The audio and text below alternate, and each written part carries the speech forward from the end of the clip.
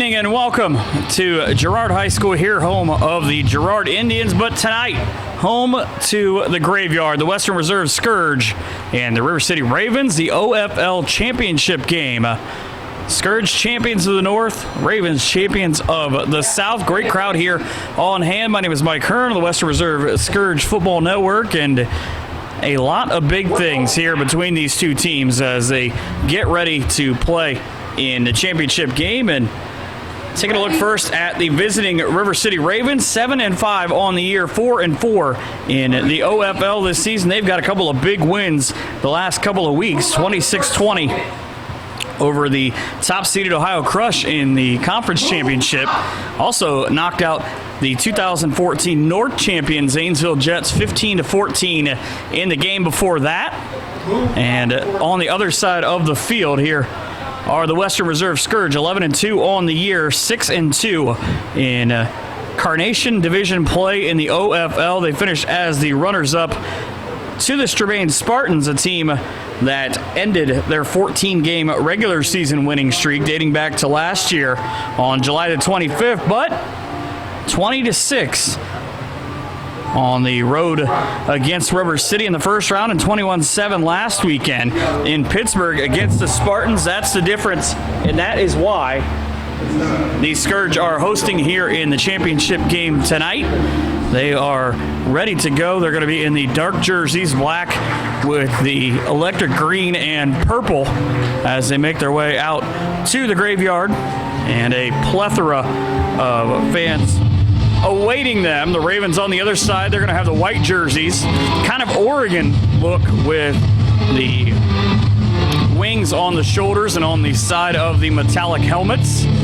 A sharp look. They go white on white and really are going to try and slow down the Scourge. If you just look at points per game, the Scourge are way ahead in terms of numbers scored, but not that far ahead when you look at the averages. 24.5 points per game for the Scourge, 16 points per game for the Ravens. Ravens, again, we talked about a little bit, 4-4 on the year in the OFL in the regular season. And a lot of that is early season losses. They went 1-1 in the preseason, won their 2 playoff games, looking to become champions of the OFL for the first time. The only 2 times that a champion has been crowned in the OFL, the last 2 years of its existence. Last year going to the Southern Ohio Buckeyes. They didn't even make the playoffs this season. And last year, or 2 years ago, in the first year of the OFL, that went to the Ohio Golden Knights. They are currently in Columbus playing in the Stripes Conference Championship game in the PAFL against the Columbus Fire. They were trailing 7-0 early in the first. And now we'll have the national anthem as we get closer to the kickoff. It'll be the Scourge with the football first here on the Scourge Football Network.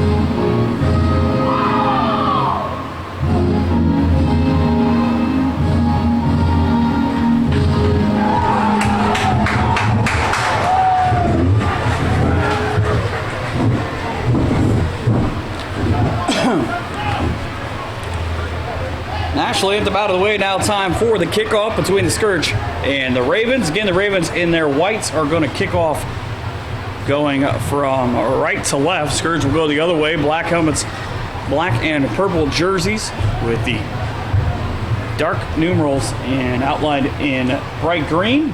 The champions of the North. Taking a look at what you will see from them this season. Quarterback Mike Withrow out of JFK High School in Warren. 539 yards last year to go along with 7 touchdowns and 2 interceptions. A perennial all-star at quarterback. On the other side of the ledger, you have an all-star quarterback for the Ravens in Maurice Lovett. 40% though completing his passes this season. 1,054 yards, 4 touchdowns, 6 interceptions out of Grand Rapids Community College and Central State University. Also has run for a couple of touchdowns, which puts him second on the team, but he's going to be facing a very stingy defense as the Scourge this season have not given up a ton of points this year. 8.9 points per game, and they have a pair of shutouts, a 48-0 win over the Connellsville Wolverines in the preseason, and a 23-0 win over the Mon Valley Mayhem. One of the referees is apparently watching one of the other games that's going on here tonight as he's running a little behind. There's a big game in the PAFL playoffs right now in the Stars Conference. The South Buffalo Celtics taking on the Cleveland Cobras. South Buffalo with the football and trying to get in, but Cleveland has turned them away twice now at the goal line. And there is a mad scrum. If you can see the feed that we're watching on YouTube right now, you would know that it is possible for an offensive lineman to carry a running back into the end zone.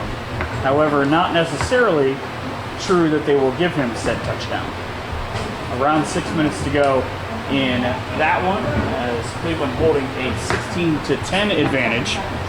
And we said the other game going on in the PAFL, which will have their championship game in 2 weeks on the 12th of September. It will be either the Celtics or the Cobras. They will take on either the Columbus Fire or the Ohio Golden Knights. Both teams getting big wins last weekend. And again, last I saw, the Fire on top of that one, 7-0. Keep you updated on all of these games throughout the course of the night as we get closer to the kickoff here. Fire still on top 7-0 on a pick 6 as they get closer to the end of the first quarter in Columbus. Well, we have a chance to tell you that tonight's broadcast of the OFL Championship game brought to you by Bare Knuckle Tattoo and Barbershop of Austintown. Give Joe Davila a call for shop information and appointments. 1726 South Raccoon Road, 330-270-5877. And also Gessler Propane of Struthers, 702 Youngstown Poland Road in Struthers, 330-755-9110. And the Scourge are powered by Gessler Propane. Coach Bob Gessler, the offensive coordinator, one of 2 co-head coaches for the Scourge. And also the OFL Championship game tonight brought to you by Body Shop Total Fitness. They are also on Raccoon Road, 1731 South Raccoon Road, right next to Bare Knuckle Tattoo and Barber Shop in Austintown, Ohio, 330-799-0102. Just a couple of moments here. The Ravens bring a bus up from Woodward High School in Cincinnati, where they play their home games at. Went 500 in that venue this year, and not that far from where Great American Ballpark is, and they probably scored more runs in their home games than the Reds have in the last couple of months. Not a massive offensive output there in Great American Ballpark. Both teams still warm it up again. It'll be the Scourge who will get the football first, as they have put together a nice season, almost 25 points a game, and really have made their mark on the OFL last year, making it to the conference finals before falling, and then the eventual champion Zanesville Jets, sort of a weird thing for Zanesville last year, because if you know where Zanesville, Ohio is, it's not in the north, not even in the north half of Ohio, but due to a scheduling quirk, they replaced a team that dropped out of the OFL at the last minute, and then took over their schedule, end up as the North champions, got beat 35-0 by the Southern Ohio Buckeyes, and then ended up back in the South this year, where they were defeated by the Ravens a couple of weeks ago. So a nice run here for the Ravens. Proof that you really don't have to win all of your games. You just got to get hot at the right time, a little bit like March Madness, the way that it's set up. I see throughout the crowd here at Girard High School a lot of former Scourge players that have been here or been around since the inception. And they've gone through a lot of color changes throughout the year in terms of the base colors for their jerseys, but the one thing that has stood is the purple. It's changed shades a little bit, but still a big part in Scourge football. And while we get closer to the kickoff here, we wait the extra referee. You see the head referee and the two behind him. Scourge started their run in the playoffs on the road. They've been on the road as the lower seed of the two for both of their wins. Like I said, just up the or down the road in Akron, they defeated the Rubber City Broncos, and then the trip to Pittsburgh last weekend. Finished second in the Carnation division, and one of the better divisions in the OFL.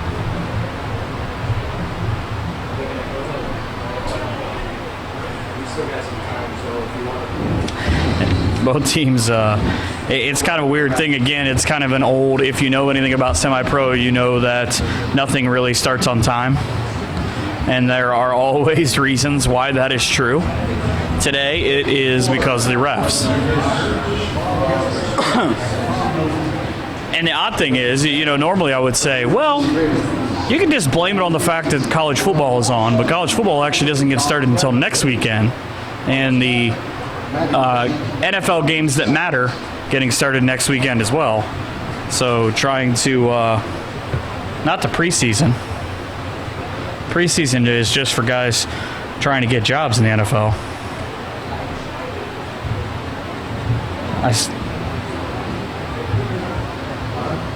Now we have enough officials.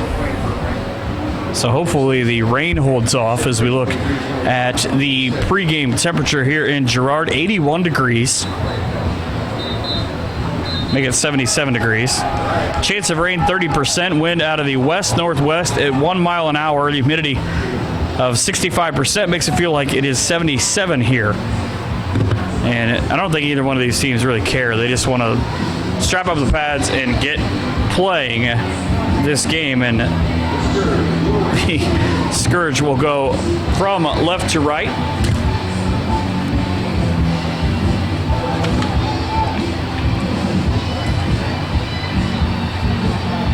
As we'll see Chris Williams as one of the returners waiting in the Girard painted end zone, home of the Girard Indians. Last night dropped a 50-41 contest. The H-style goalposts with the soccer nuts waiting behind on each side. And I believe the other returner is John Lard for the Scourge as he stands in the middle of the end zone, awaiting the kick to get this one finally underway. Now, they put extra time on the scoreboard earlier. Inadvertently, it turns out to be right in a weird roundabout sort of way. The kicker for the Ravens and Mitchell Jett, the OFL's all-star punter, where he averaged 35.3 points or yards per kickoff, will put this one into the air and get things underway here at 7:11 p.m. on Saturday night August the 29th. Ball fumbled in the end zone. Scourge with a chance. I'll bring it out across the 10 now. Cut up across the 20, now across the 30, down the sideline, and fumbled out of bounds near the 35. A big return for Mike Thomas Jr. So a heck of a way for the Scourge to kick off the game and get your offense hype as Withrow and crew head out on the offensive end.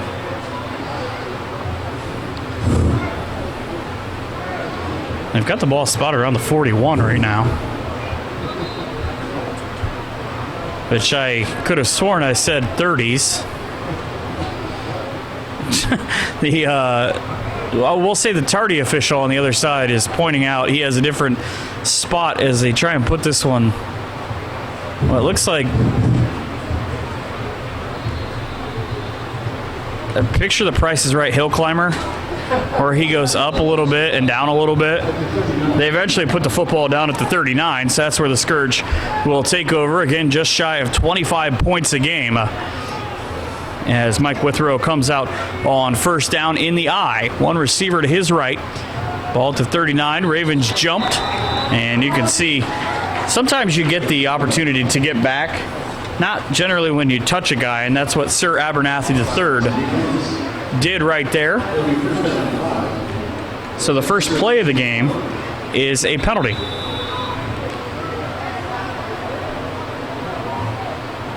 Receiver split wide right and left.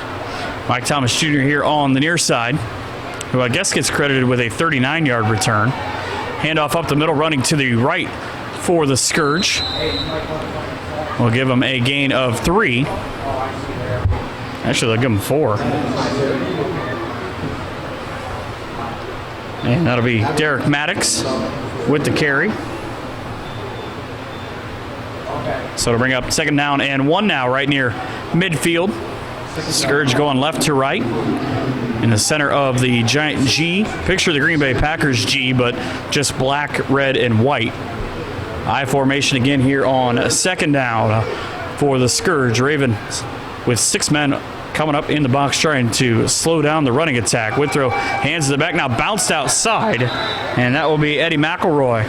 He almost dropped the football, lose 2 yards on McElroy's first carry.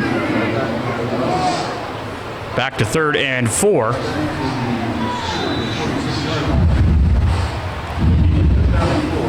See which unit, the offense or the defense, shows up here. A huge down to open the game. 3rd and 4 from the 46 of the Scourge as they will go shotgun, trips left, and just McElroy here on the near side as the tight end Tim Goforth completes the set on the right. Withrow checks the defense, calls out the signal. He'll drop straight back, looking to his left, floats one, and that is knocked down by the defensive end coming off to his left in Kent Smith. So the incomplete pass makes it 4th down.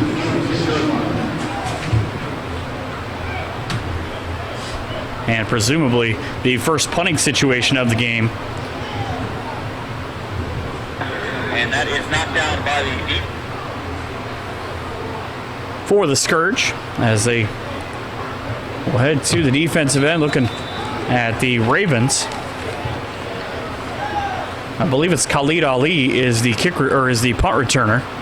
And this one is a sideways knuckleball that'll take a Scourge bounce. Ali will let it roll inside the 15-yard line all the way down to the 12. So a 42-yard punt for the Scourge. Didn't know how that drive was going to turn out, but it actually, in terms of the yardage, works out in their favor. So 5 plays and no points for the Scourge on their first trip. They will strap up the chin straps and try and come at the Ravens as they will start at their own 12-yard line. Again, an offense that is going to send 3 receivers to the OFL All-Star game on October the 3rd in Medina. I think it's a 3:30 kickoff. 3:30 or 4 is the kickoff for that game, because it's one of 2 games where the PAFL champion or All-Star game will be after that. Kenny Brown, the receiver here on the near side, 3 receivers on the right. Empty back set for Lovett. He's going to run straight ahead and pick up, looks like a yard. They gave him a pretty generous spot for 2 yards. So his first run of the game now out to the 14. 12:40 left in the first half, or in the first quarter. No score on the Girard scoreboard. Trips right again, just the single receiver in Kenny Brown, who's got 10 catches for 191 on the year. He's going to get a running start. Pass over the middle, intercepted by the Scourge at the 23-yard line. And they will return it inside the 10. Sticking the ball out there and picking it up is Kareem Johnson.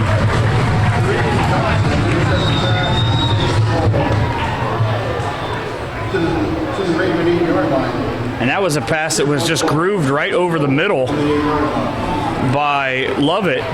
And the Scourge will start their second possession deep inside Ravens territory.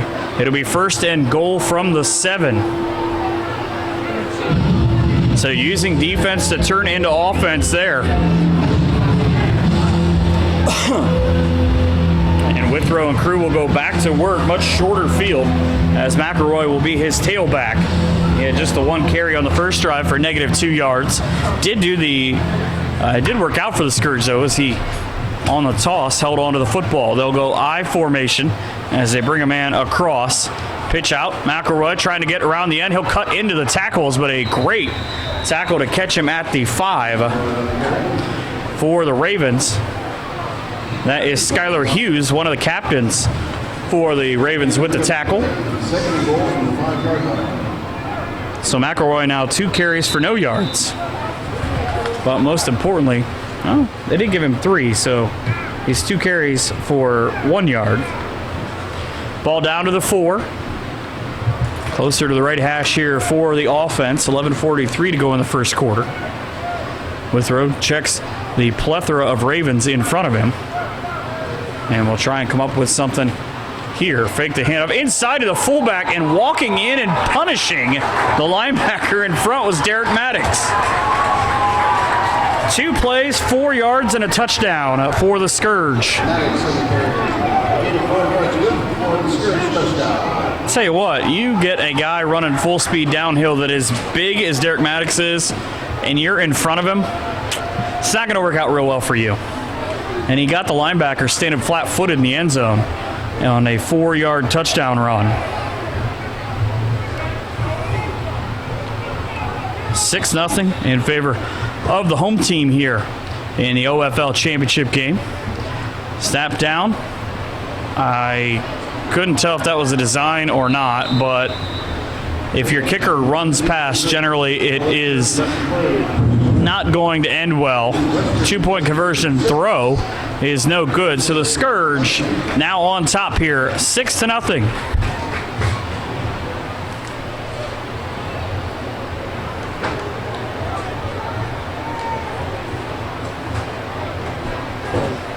They take 2 plays to go 7 yards over the course of a minute and 8 seconds. Actually, 48 seconds. I subtracted the wrong way. And the champions of the North looking to add their first league title and deny the Ravens their first. So both teams, it would be a new experience for them. A lot of teams wish that they were here right now, and a lot of representatives from those other teams all here in the building. But it is the Scourge who go on top first, as John Saronis will kick it off. It will be fielded at the 25 here for the Ravens. Good special teams play and great speed by Kevin Benford. Gets it out to the 40-yard line. So that is where the Ravens will take over on their second possession. Again, the Ravens used just 2 plays, or just got 2 plays, I should say, on their first drive before they were intercepted by Kareem Johnson. He returned it all the way to the 7-yard line. to set up the 4-yard touchdown run by Derek Maddox. 2-by-2 set for the first time. Go the Ravens. 2 receivers right, 2 receivers left, including James Brown in the slot on the left side. Free play. Scourge defense jumped in. Just a quick sidearm throw out to the right by Maurice Lovett. They gained 7 yards, and it looks like they are going to just take the result. Didn't see the slot receiver that caught the football, but a quick 7 yards nonetheless brings up second down and 3. 10:58 to go in the first quarter. Scourge on top 6-0, as I believe it was Khalid Ali picking up his 25th reception of the year. Handoff up the middle, running left across the 50 and motoring to the opposite 40-yard line goes DeMontre Watkins. He's now over 100 yards on the season. He came in just 2.7 yards per carry. He picked up 12. And that is the first down of the game for either team. And they'll run the play again. Why not? If you got a guy as big and as skilled as Watkins, might as well try it twice. Go from the 39 down to the 31. They'll give him a pickup of 9. So back-to-back rushes by Watkins. Second down and 1 now as we go under 10 minutes in the first quarter. 2-by-2 set again. Defense jumped again, as it would have been a different tailback in Sir Abernathy II. But it'll be 5 free yards, and that will result in a first down. Second first down on this drive and of the last 3 plays for the Ravens. And I move the ball down to the Scourge 26-yard line as they traverse right to left. A lot of receivers with 10 or more catches in this offense, including Kenny Brown. I see in the back of the huddle also DeAndre Reap. 10 for 191, 10 for 236, respectively. They are both split to the left. For Lovett, he's got just the white spat on the one on the right shoe. He will hand it off inside. Good job by the Scourge defensive line to get right to the play early and get to the play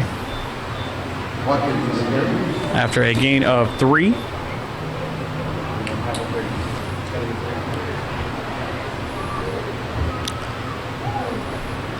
Again, come back up the line. Same formation so far, just one variation in the trip set that the Ravens have run. They'll go 2-by-2 again. Drop the ball. It's on the turf. Lovett able to get a hold of it. However, he is going to be sacked by a host of very rude Scourge as they toss him to the ground like yesterday's newspaper. And you can pretty much pick a member of the Scourge as they come up with the sack. They'll move the ball back to the 30, so it'll be a loss of 7 on the play and force the Ravens to use one of their 3 timeouts in the first half.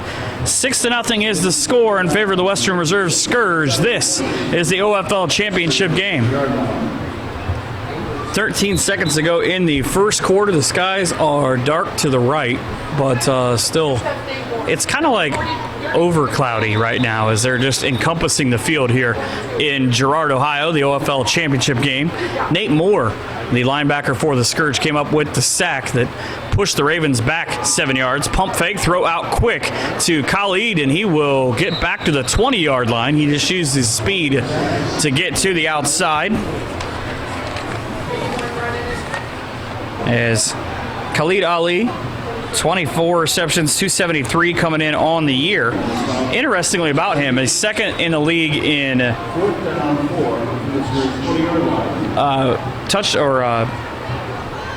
catches, but no touchdowns.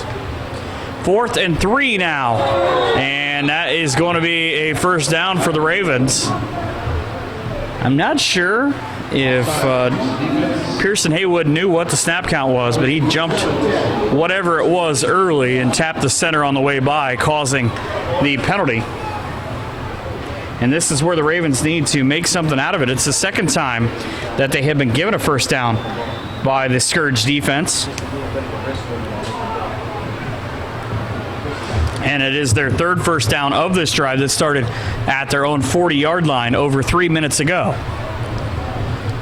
Pistol set for the first time here for the Ravens as they get inside the 10, or the 15 rather. And they are not going to get much more because stood up right away was Demontre Watkins. Had those nice runs early on, but they are not going to give him anything on this play.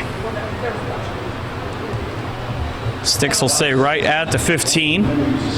Ravens can get to the 5 without getting a touchdown to get another first down. They trail by a 6-0 margin. Right in the middle of the field are the Ravens. Maurice Levitt and River City in the shotgun.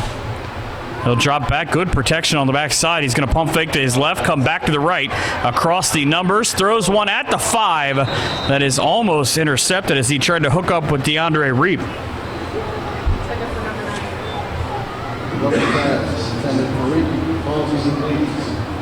So the 10th play of this drive upcoming for River City. It'll be should be a third down play.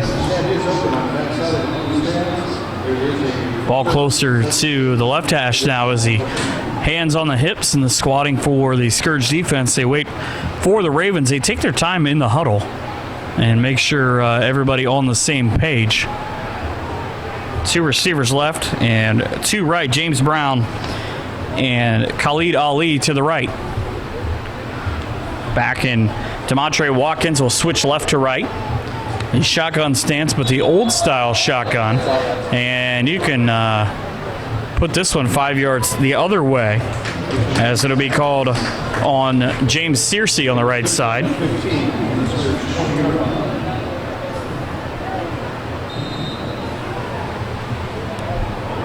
And now 3rd down and 15 as the ball moves back to the 20. Again, both offenses not particularly sharp so far, but the Scourge working with a short field. They needed to just go 7 yards after the interception and the return by Kareem Johnson. That is the only score of the game, and so far the only miscue for Lovett.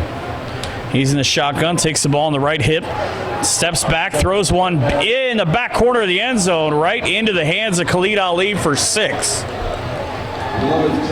That, believe it or not, is Ali's first touchdown reception of the year. That's what I was talking about, and it's going to come from 20 yards out.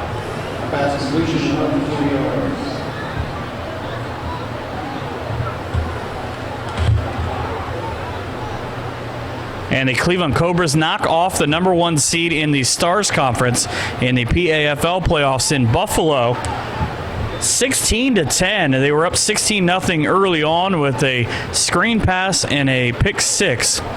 Added 10 points, a field goal, and a touchdown from the Celtics, but able to come up with the win. So they are one half of the PAFL puzzle on September the 12th. The kick is up and good for the Ravens. They are now on top 7-6 with 7:42 to go here in the first. And the OFL championship game. Here in Girard, the OFL championship game. The Ravens of River City use 11 plays to go 60 yards and finish off that drive. Khalid Ali from Maurice Levitt. Levitt's 5th touchdown pass of the year. He threw for 1054, which would be 1,054. And led the Ohio Football League in passing this season. Now gives his team a 7-6 lead after the extra point by the All-Star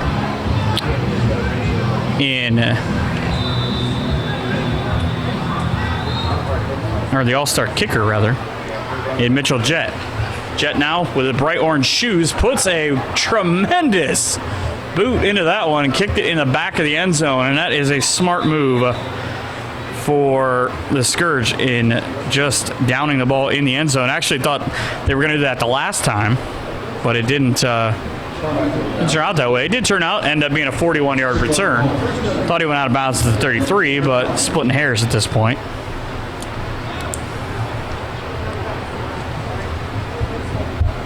Scourge now take over with 7:36 to go in the first quarter. At their own 20-yard line. They've started at their own 39 and at the Ravens 7. So some room for them to work with here as it begins to cool down a little bit in Girard.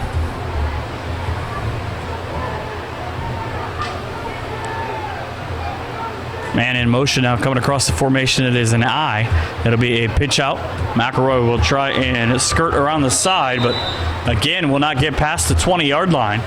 Actually, I'm sorry. That I just assumed by this point it was James Williams with the carry. He will not. Well, I'm going to say nothing. They'll give him nothing. He won't like it.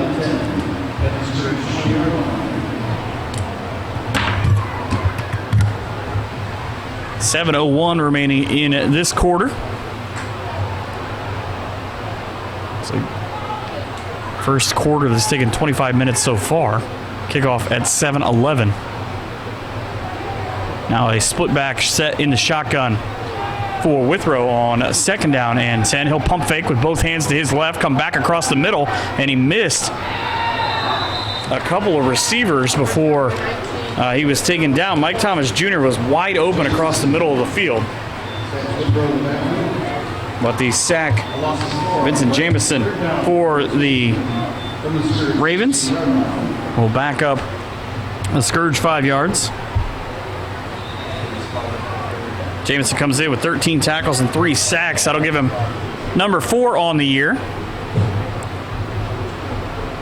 And a defense that has been working hard there. They had a couple of guys just burst through the line and chase Withrow around before he was thrown to the turf. 7-6 is the score. 2 left. Actually, everybody left. A couple of tight ends on the right side now in the shotgun for Withrow. Back to his left and to his right. He'll drop back, use neither as a blocker. He'll throw one out here into the flat. Caught at the 30. Right at the first down marker. Just lobbed to the outside for his intended receiver. And go forth. And that'll be a pickup of 15 yards. And that will be the first down of the game for the Scourge. Just a perfect read there by Withrow as he saw the coverage come inside. He threw back on the outside for the first down. Now Scourge come out of the huddle and hurry up to the line. 5 minutes to go in the quarter. No real rush.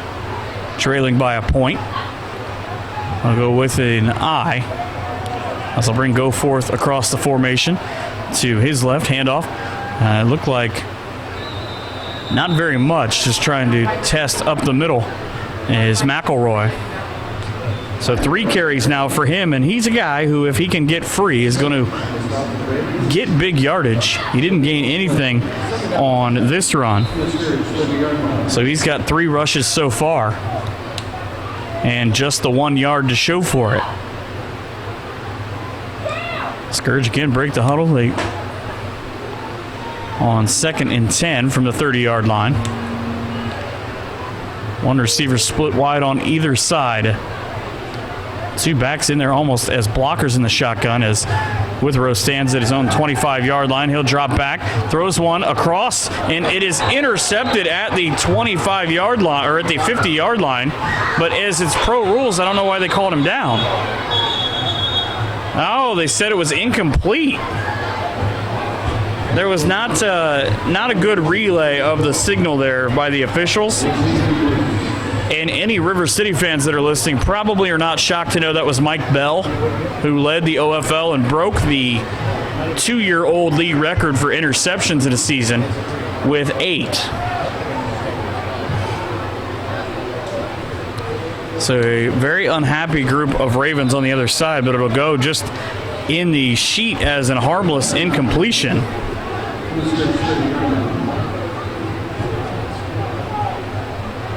And bring up third down. 4:03 remaining in the first quarter now. Scourge will send out trips to the left for the first time for them. And just a single back on the right hip of Withrow. Blitz coming to his left. He'll pump fake back to the right, roll through. He's going to try and run. Needs to tuck the ball away. He put his knees down, got drugged down from behind. He's trying to make the argument that he was horse-collared before he got to the 37-yard line. A pickup of 6, and he is not going to win that argument. That'll bring up 4th down and 3 for the Scourge as a dejected bunch heads back to the near sideline.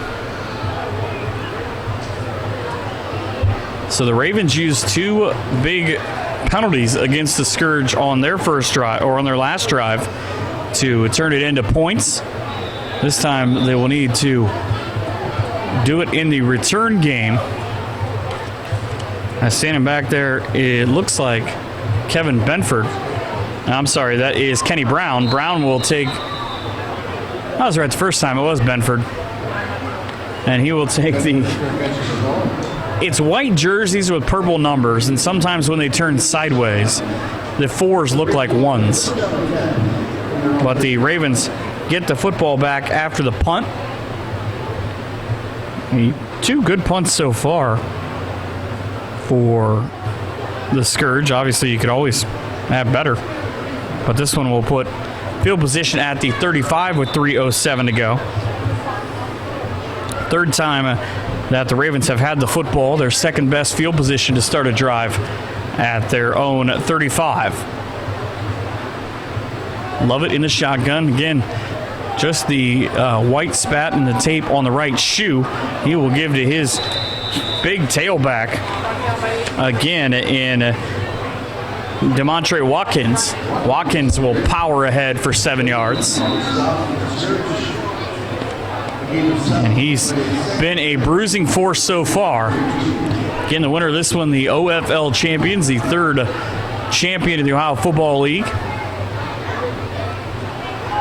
Quick screen pass out to the right side. Goes incomplete, looking for Khalid Ali. And it'll stop the clock with 2:35 to go in this quarter.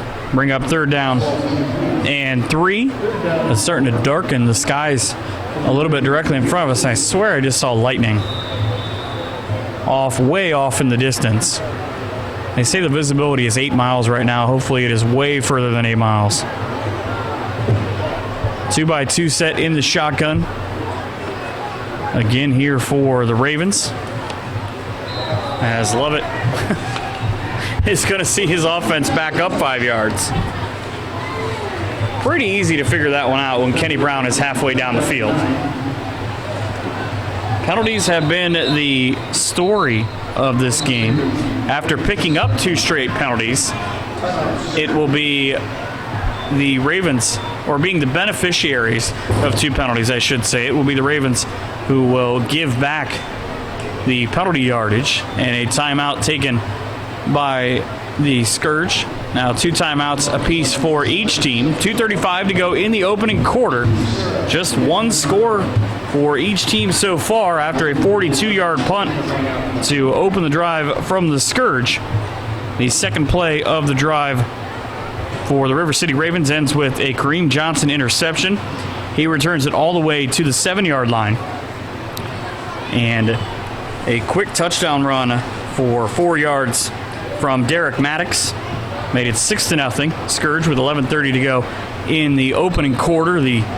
There's a weird play in terms of the kicking on the extra point, and a 2-point pass falls incomplete. A 20-yard pass to Khalid Ali, and the ensuing extra point makes it 7-6 in favor of the Ravens with 7:42 to go in this quarter, and that is where we stand right now here inside Girard High School. 4 down linemen for the Scourge. Now dancing back to the other side. Now he's just going to take it off and run. There's a lineman standing there with nobody to hit. And speaking of hits, Not very often you see a quarterback lower the shoulder and try and run over a defender, but Tyrus Patterson just got up close and personal with Maurice Lovett. He picks up 8 on the play, but it is not enough for a first down. Big decision here for the Ravens, not really all that much, as Coach Arrington and crew will go for it early. Under 2 minutes to go in the opening quarter. I've always kind of thought this was an odd thing. If you've got a quarterback who can run like Lovett, you're going to try and go for the hard count, but you have him standing 6 yards behind where the ball is on 4th and 1, and that is why it is not a good idea, because he got stopped 1.5 yards short. So a turnover on downs, and I've seen enough football over the years to know that that is not a big money play. If you're going to do that, the high school team that I covered last night did it to perfection 3 times. They had a 3rd or 4th down with 1 yard or less to go. All 3 times they lined up and went quarterback draw or quarterback sneak out of the eye.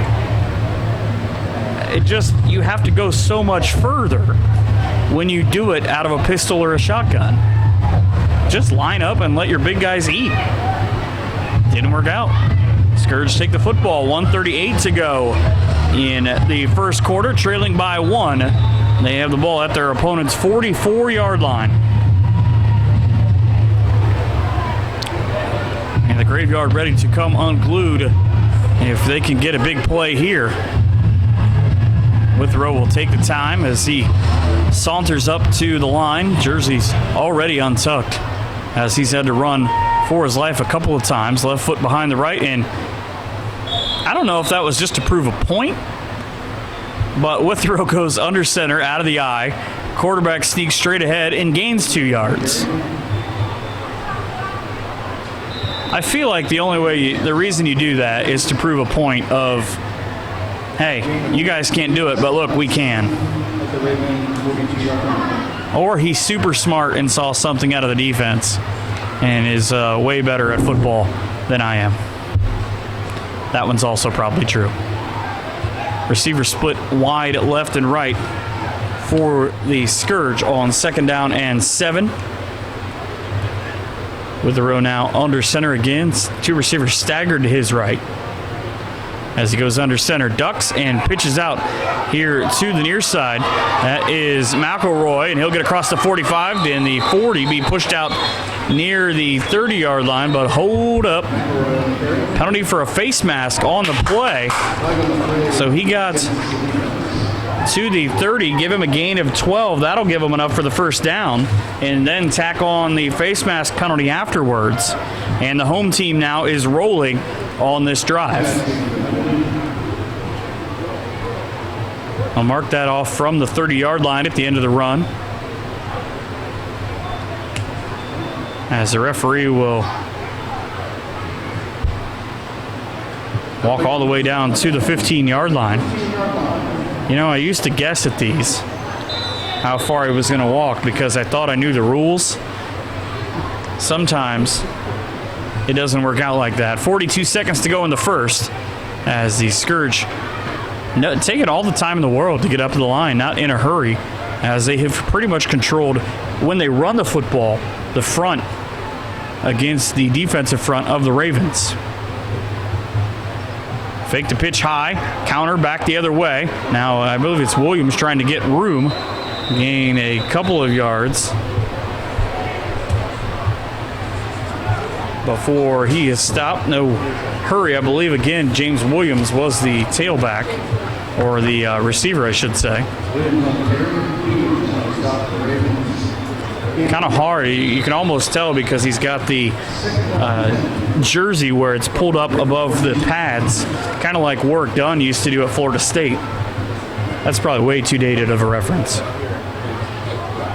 But a gain of a yard nonetheless, and Ravens taking their time defensively because the Scourge are going to let the quarter run out.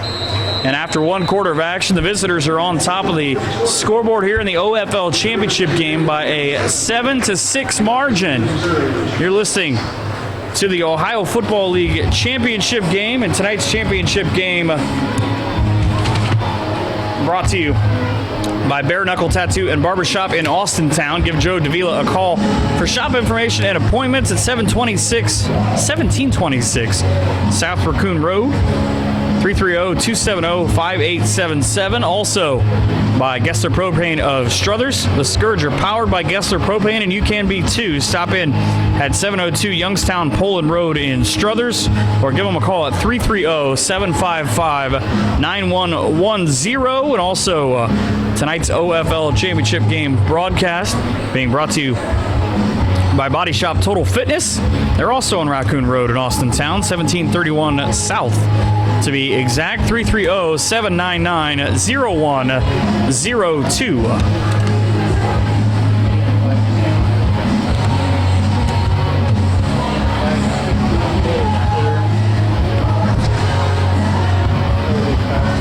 All of the clouds and nasty weather are clearing out of the Girard area, so good news for the rest of this game, but still kind of dark in terms of where they are at. Scourge flip ends of the field. They will now be going from right to left here in this second quarter.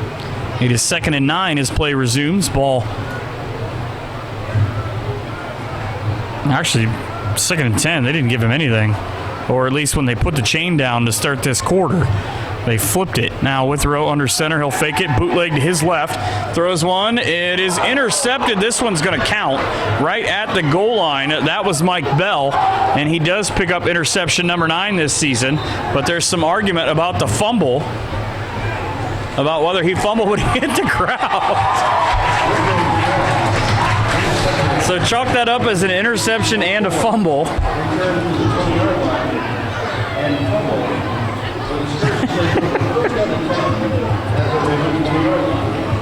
So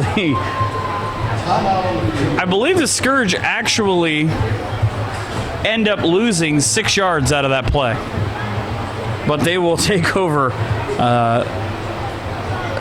They will continue. I don't even know how to say that.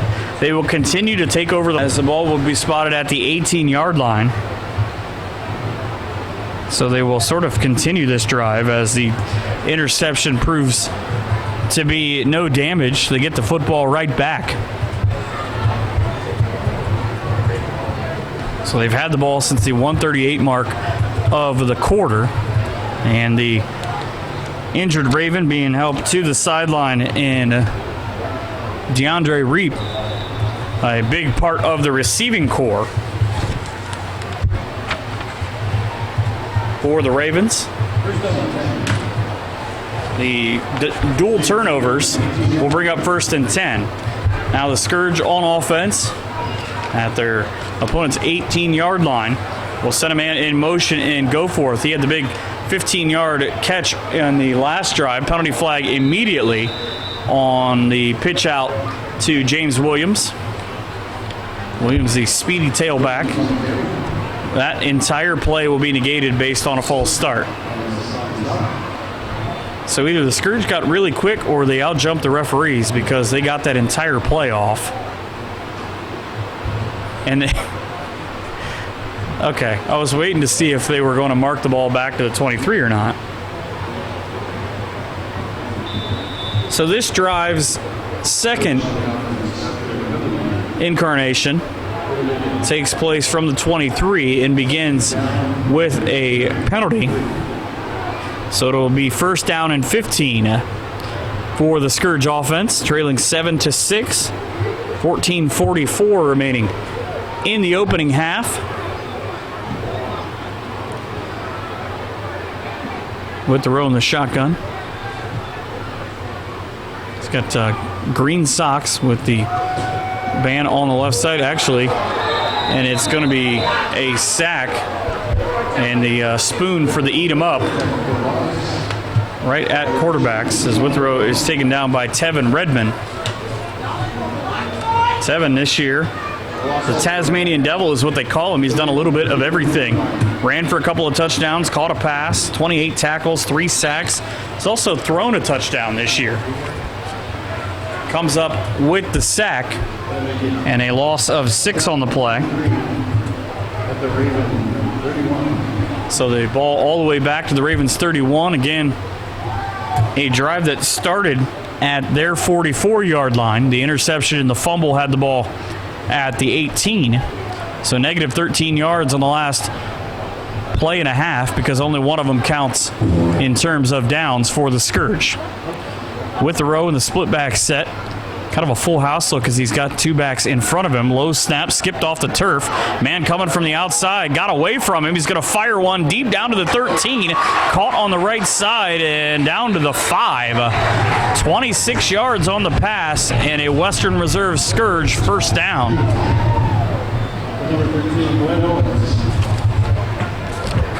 Glenn Owens with the catch. All the way down to the 6-yard line where we first goal. And the Scourge now first and goal from the 6, and this continues to be a really weird drive. If you combine the two drives that they've had, that is their second first down in this part of it. Again, it just depends on how you want to look at it. Just like if there's a hook and ladder play, how do you score it in terms of yardage? It's passing to whoever caught it and then rushing after that. Timeout for the Ravens. They have used 2 of their 3 clock stoppages. 12:57 to go in the first half of the OFL Championship game. 7-6. Scourge trailing. Goal from the 6 for the Scourge as we get back to action. 12:57 to go in the quarter. With the row under center as he's got two backs behind him in the eye. He's going to, well, I don't know what he's doing. He tried to hold the ball up in the air, and Mike Bell is looking for another interception. He's got 2 already. Only one of them counts as he had an argument about one hitting the ground.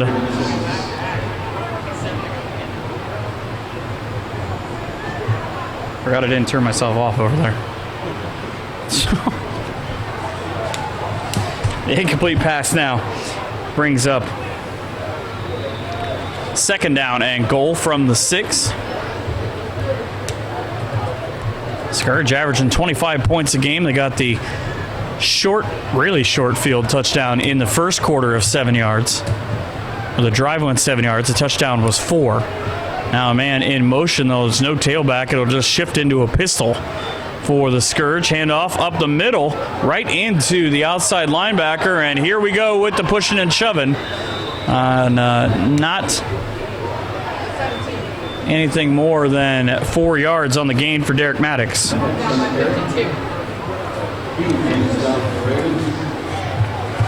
It's kind of one of those weird plays where he ran right into Skylar Hughes, who's having a good game, one of the captains for the Ravens.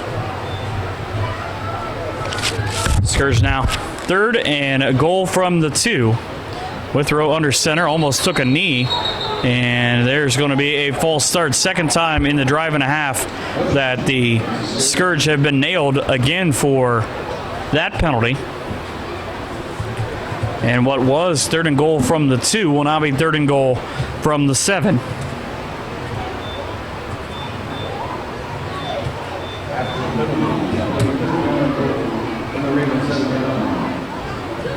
This will be play number 10 of the last 8 minutes that the Scourge have had the football. Again, the interception from Mike Bell in the middle of that, but he fumbled the ball and gave it back to the Scourge at the 18 after he returned it 17 yards. A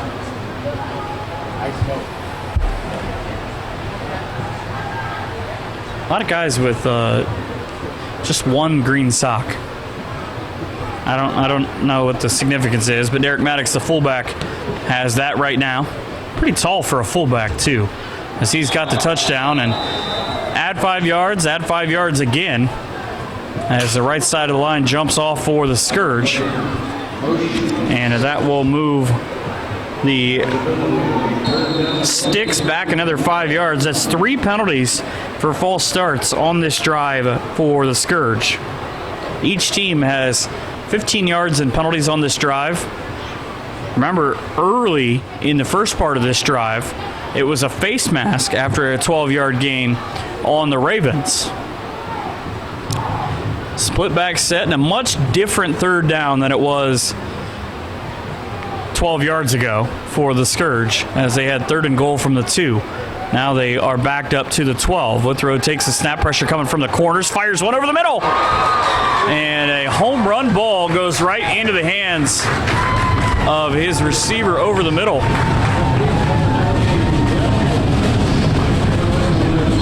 And puts the Scourge on top of the scoreboard, as that is just a bullet and a late penalty flag. Who was the touchdown?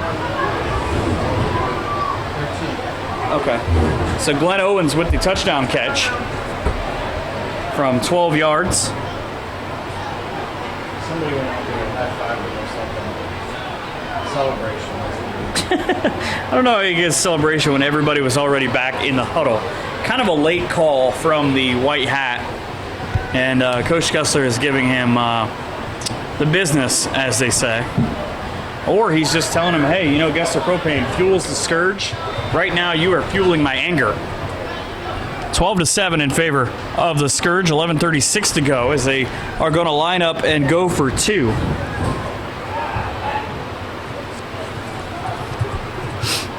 They're right in the middle of the field. Maybe a quarterback sneak. Right at the 2. Nope, it'll be a handoff, and that's going to be interesting. You're going to say that the back got in, and that's McElroy.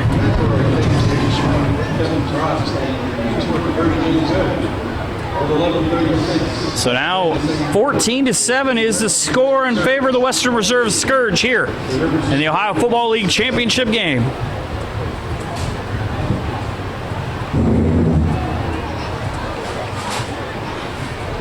We've gotten rid of the other scores. We've now got traditional scores as they get in on the touchdown pass to Owens. And if you're scoring at home, first of all, please go find something else to do. Second of all, 9 plays is what that goes in terms of that drive. It started at the 44 of the Ravens, and it ends with a 12-yard touchdown pass. Eddie McElroy adds the 2-point conversion. It is now 14-7 as the Scourge, after the penalty, will kick off from their own 20-yard line. And that is a low line drive. Kick it right at the 51 of the up man. He didn't get the ball. Scourge had the football. And you could tell Brandon Arnold, who's listed as a wide receiver, was not ready and not used to having that football come at him like that. And the Scourge, Johnny on the spot, coming up with the football. So not necessarily designed that way, but it works as kind of an onside kick in a way. And the second straight drive for the Scourge will start inside River City territory as they mark it at the 49, right in the center of the Girard logo. Withrow and crew take time coming out to the line as they send Chris Williams out wide to the right. As nightfall has completely begun to envelop this stadium. 2 backs in front of Withrow as he takes a snap at his own 45. Just a lazy snap as he tries to fire one deep down the sideline. The man's got a beat in James Williams, and he'll take it all the way down to the 20.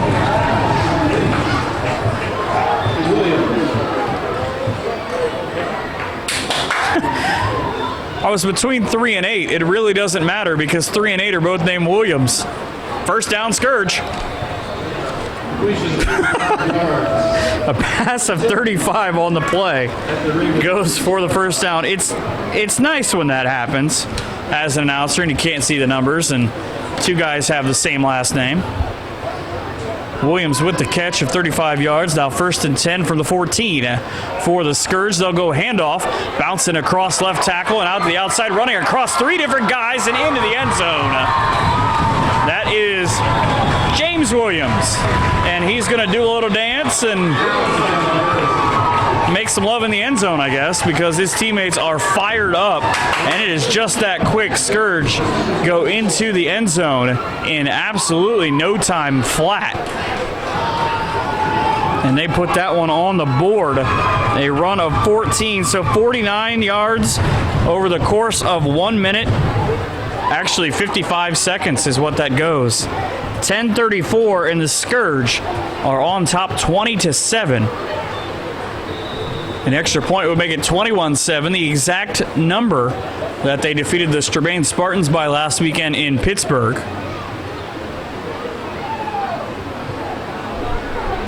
Snap at the 10. Kick is good. 10:34 to go in the first half. Western Reserve 21, River City 7 here on the Scourge Football Network on Amateur Sports Radio Online. Boom.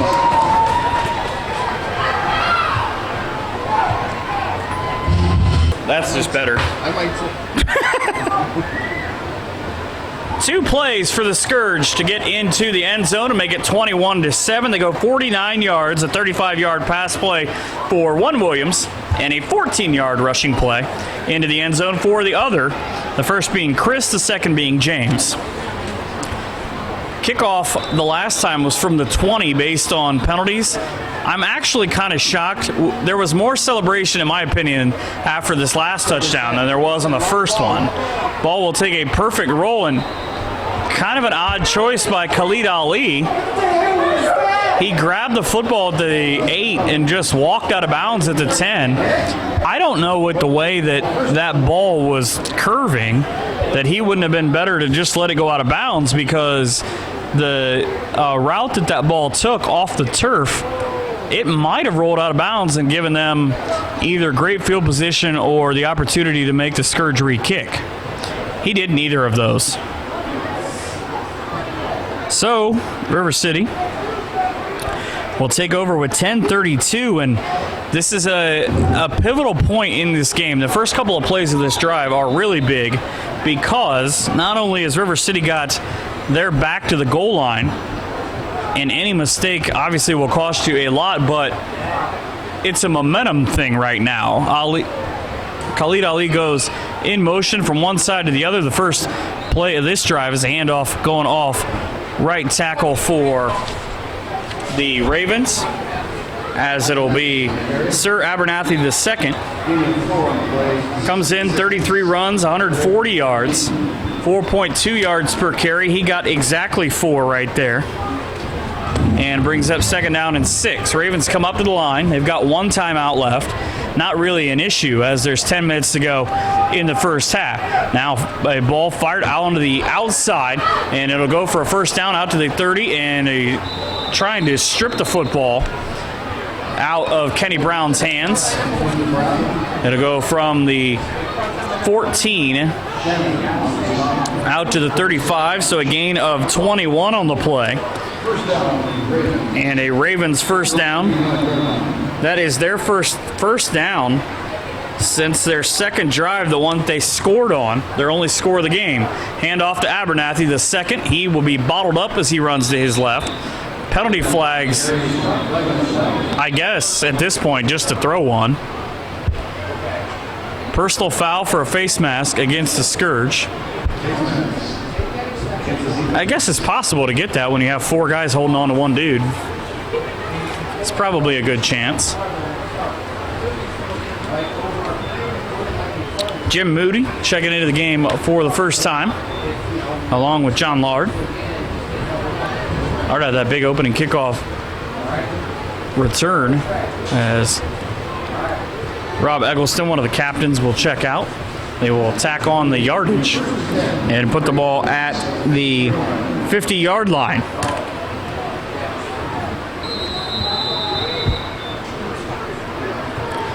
If you're not reading the Ohio Semi-Pro board, you don't see the furious fingers here from Josh Thompson updating this game. Handoff for the Ravens on first down. Tried to bounce it to the outside. Spin move back to the 50-yard line for the speedy Kevin Benford. He had that kickoff return earlier on, but cannot pick up any yards here on first down. Scourge defense closed on him as he came back to the right. Again, the one half of the PAFL, the brother league of the OFL championship, is set. And a false start against the River City Ravens. Defense gave them an opportunity to get a free play, but they are also allowed under the NFL -1 modified rules to get over and get back.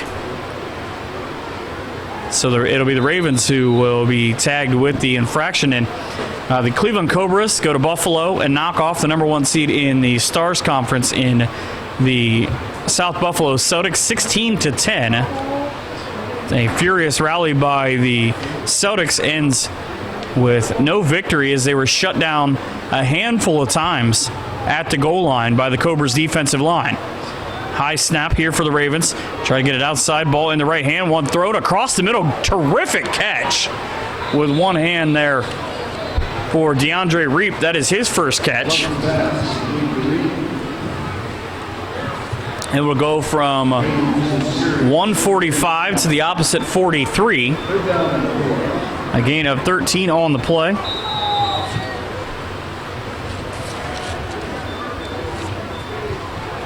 And a zone read option near the first down line, but not enough to the 41. Goes on the quarterback keeper for Maurice Lovett. Second on the team in rushing yards with 136, averaging just under 6 yards per carry. And I always love the dichotomy of when you get a guy. Jim Moody is not the biggest guy in the world, and he just checked out. He was replaced, I didn't see the number, but he was replaced by a much bigger man. Now, third down and 1 at the 39-yard line. I'm sorry, fourth down and 1. So you've seen this situation. This is going to play in the Scourge's favor. At least it should have momentarily. Completely busted play. Khalid Ali comes away with the reception. Gain of 4 will be a first down. And that's either the best design play in the world or a completely busted play that only 2 of the 22 guys on the field knew what was going on. And that was the quarterback in Lovett and Khalid Ali, the receiver. And I don't know that it was designed because it hit off of Lovett's chest where he caught the ball. First down, he will hand off, fumble. Ball is on the ground. Penalty flags come in. Ball still loose. I believe it's going to be Ravens football based on what I saw directly in front of me. But that doesn't seem to be completely the case yet. That ball changed possession twice, and that's not counting the scrum underneath right now. I don't necessarily think whoever comes up with a football is who had it when it hit the ground.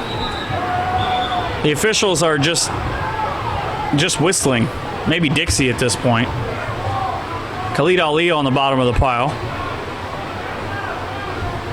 And this should be fun. Penalty flags and determination of possession.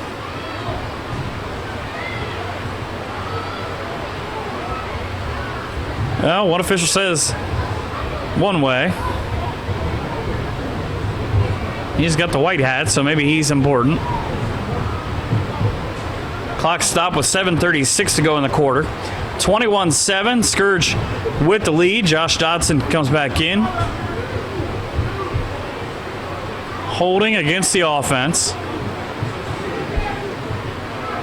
Replay the down. So we are determining from this point then that the Ravens had the football is the second half of what needed to be figured out there. Where are we going? The Ravens offense is standing at their 35 to 40 yard line.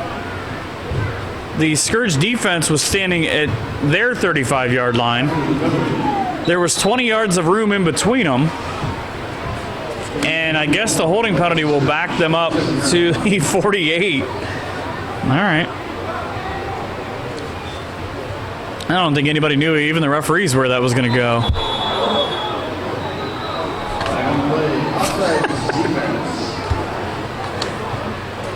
Derek Maddox maybe jumped through the middle, and offside/false start penalties are one of my favorite penalties in the entire game, because it's one of the first times that you get somewhere around 10 guys just stand there pointing at the other one. I didn't do it. It's kind of like if you do something and you have a younger sibling. I'm not saying that I tried this with my mom or anything, but you point at them and go, no, it was them. This one will go in the column of the penalty against the Scourge. Now 1st and 15 as Lovett fires a bullet across the middle to his tight end for the first down to the 25, and a late penalty flag, and the somersault tackle. It would be called a swanton if this were pro wrestling. Down to the 23-yard line. So it'll be a pickup of 20 just on the pass. And then the pile on by Lamar Carmichael.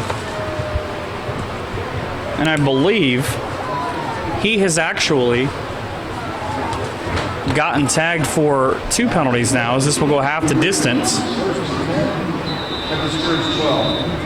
So it'll be 8 yards on the penalty down to the 12. 4-by-1, 2 receivers left, 2 receivers right. In the shotgun for Lovett, left foot in front of the right as he looks to his right and throws the interception, caught at the 3. Scourge have got blocking down the sideline, down to the 20, down to the 25 before the green helmet and a high step breaks out for Tyrus Patterson. Patterson, he just chucked the helmet. He said, "Helmet, you haven't done anything for me." Interception for the second time will end a drive that was working very well for the Ravens. 5:55 to go. And it will be 31 yards on the return. Actually, probably 32 yards because he got to the 34. And he was kind of floating back towards the goal line. 5:55 to go in this quarter. And this is a huge opportunity for the Scourge to put this one out of reach, at least momentarily. Scourge offense averages 25 points a game. They are at 21 right now as they take over with 5:55 to go in this quarter. I formation, and the Ravens, if I said they were stacked against the run, it would be an understatement. It won't matter. Still bounce out.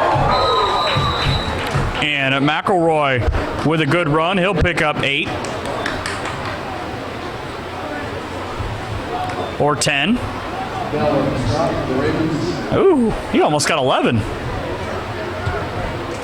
I'm giving him 11 because that's where they spotted it at. That's a first down for the Ravens. Bell, who has 2 interceptions, 1 that counts in this game with the stop. He just sort of meekly threw the shoulder at McElroy and directed him towards the out-of-bounds line. I formation here on first down. Handoff to the fullback. Ball on the ground. Ravens pick it up. They're trying to turn this into 6 as Tevin Redmond with the fumble recovery, his 3rd of the year. And my oh my, has the time changed. 25 yards on the return for Redmond. And the Ravens 11, first down and 10 at the Scourge 9-yard line. So this game has kind of had one of those weird things where every time that one team gets an opportunity to really do something, they cough up the football. Ravens have fumbled it a couple of times, got away with a couple in terms of being able to pick the football right back up. Now remember, the linebackers for the Scourge have picked off both passes so far, and both of them were designed to go across the middle. You got to believe that they'll be looking for that here as we get towards the end of this quarter. Best field position to start a drive so far for River City. Down by 14, They'll send Khalid Ali in motion from right to left. It'll be a handoff inside. Dotson and company blew that one up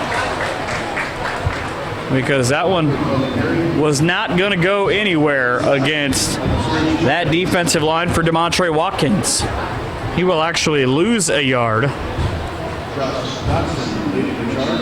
And one of the captains, those people here cheering for him. Don't let him know that. That's my guy. I got to give him some guff. So after the loss of 1 on the play, it'll be 2nd down and goal from the 11. Man in motion again is Khalid Ali from right to left. And a throw into the back corner, maybe a jump ball. Wow, that ball changed 3 or 4 times. And you can see from our vantage point that Jeremy Greer, the tight end, looking for a PI call, but he's not going to get it. Just officials letting him play. The corners and the receivers today.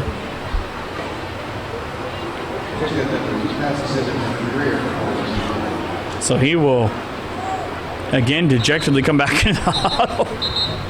And there is a sideline warning. I was curious. I was looking at the Ravens huddle, and the coaches for River City are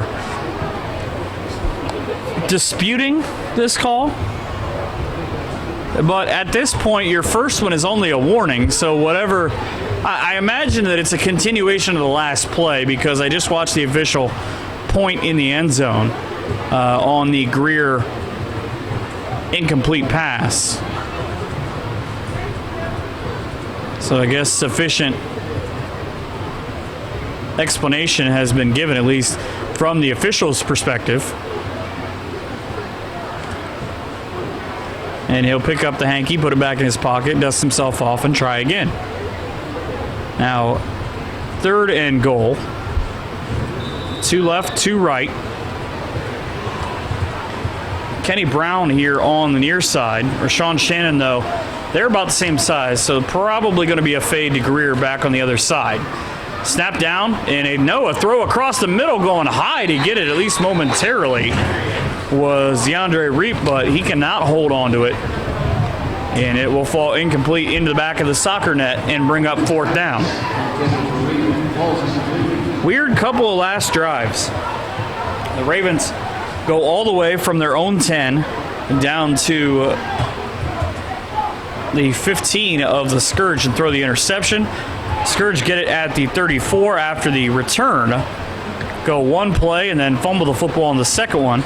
Now this one is going to end with a field goal attempt from Mitchell Jett, who, according to the stats that I could find, is 1 of 1 kicking field goals this year and 100% kicking extra points. This one is going to be from 30 yards out, as James Brown will be the holder. Not that James Brown, a different James Brown. Snap is down, kick is up, and pushed it left. Scourge dodged a bullet, 30-yard field goal, no good.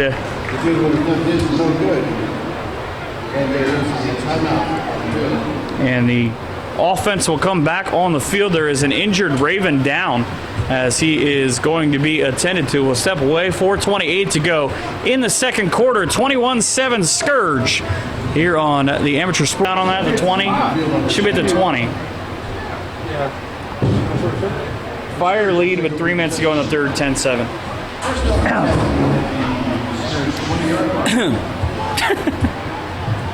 4 minutes and 28 seconds to go here in the first half of play in the Ohio Football League Championship game. As today's game brought to you by Bare Knuckle Tattoo and Barbershop of Austintown, Gessler Propane in Struthers, and Body Shop Total Fitness on Raccoon Road in Austintown. Scourge take over at the spot of the missed field goal, which would be the 20, if you're still filling out your charts at home. I formation, a long handoff here to the outside, put right into the belly. Is that McElroy again? He has been a terror. Started out slow, but since has become a huge factor as he gained 16 yards. And more importantly,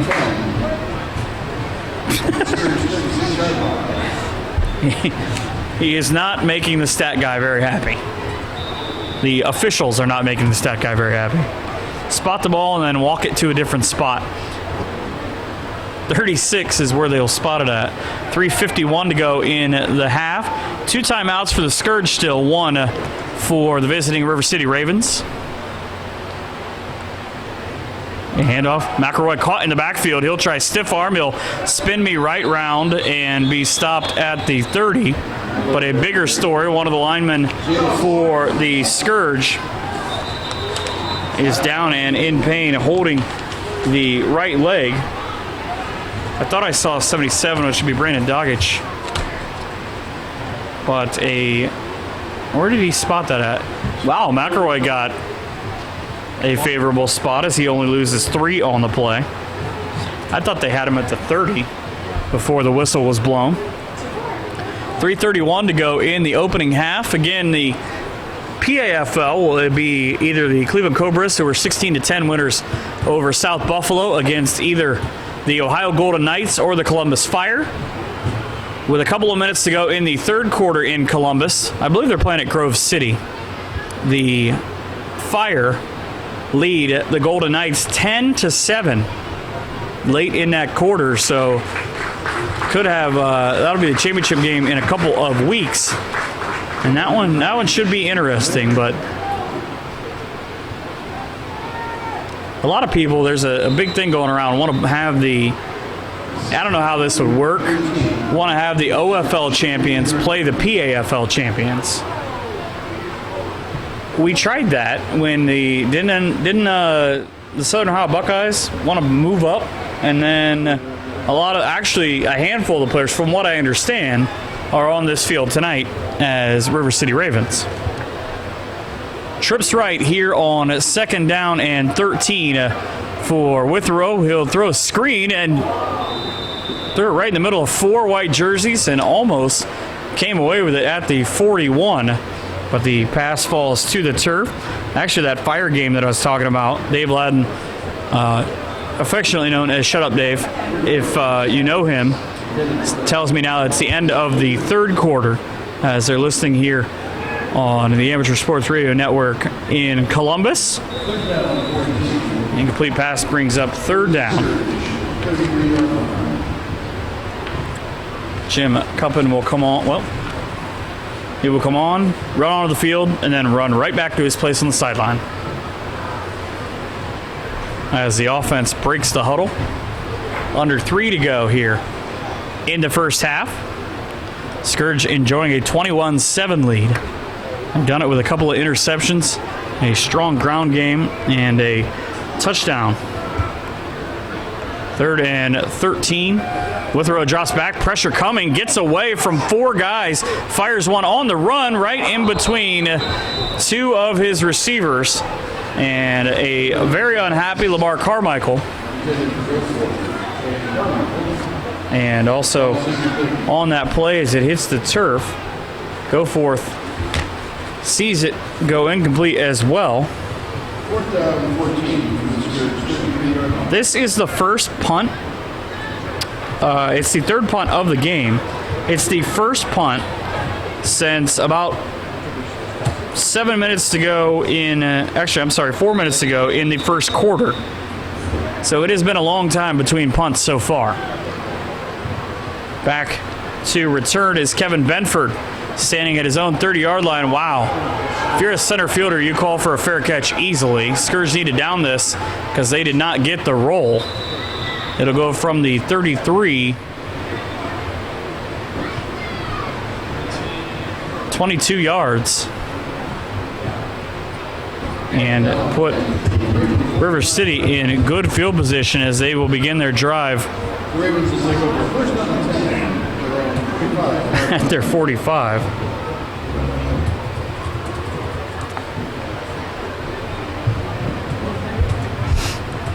River City back on offense. The last 2 drives have ended with a missed field goal and an interception. And actually going deeper than that, their last 3 drives, so you add in the turnover on down since the past for the touchdown to Khalid Ali from 20 yards. Handoff running to the left. Scourge tried to strip the ball, and you can see DeMontre Watkins, he had to shift it from one hand to the other just to pick up 2 yards.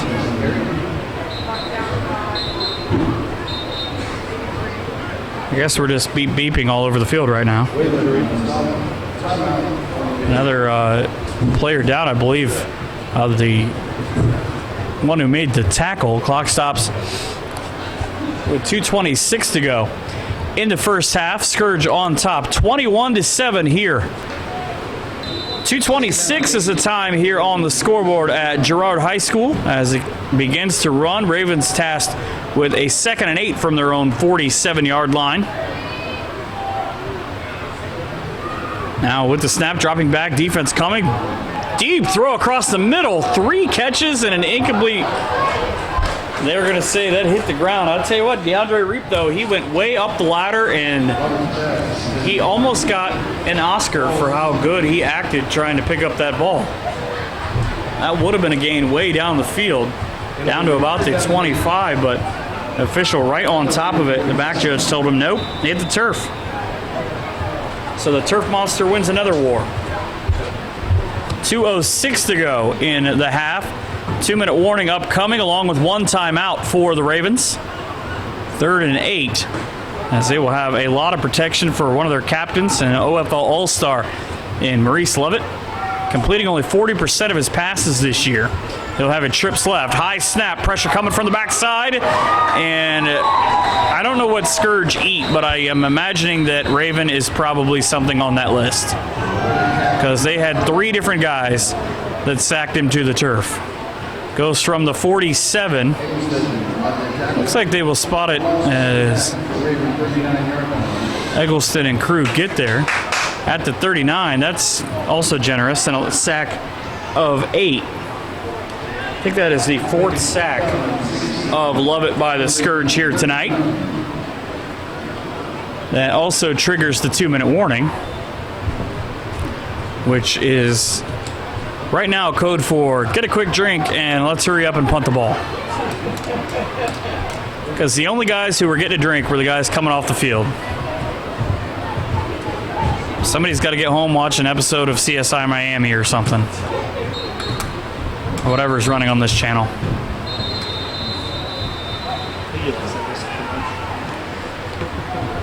Mitchell Jett, 35.3 yards per punt. Penalty flag immediately as he gets a roll. This one goes down to the 16, and the high steps across the sideline.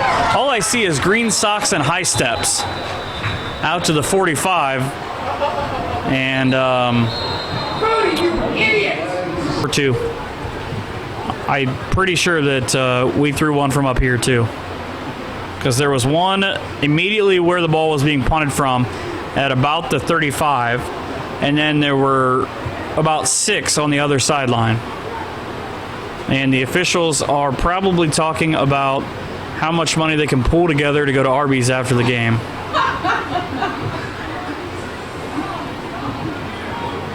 The head official says he's getting a corned beef slider, I think.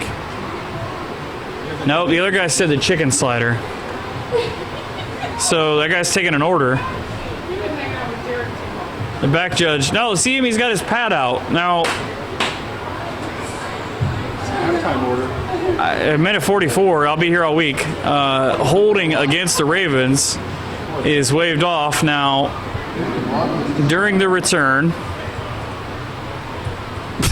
he didn't know which way to point. Oh. One of the players will get a head start on getting food because he has been asked to leave. That was a lot of signals for a lot of stuff. Don't know what number on their team.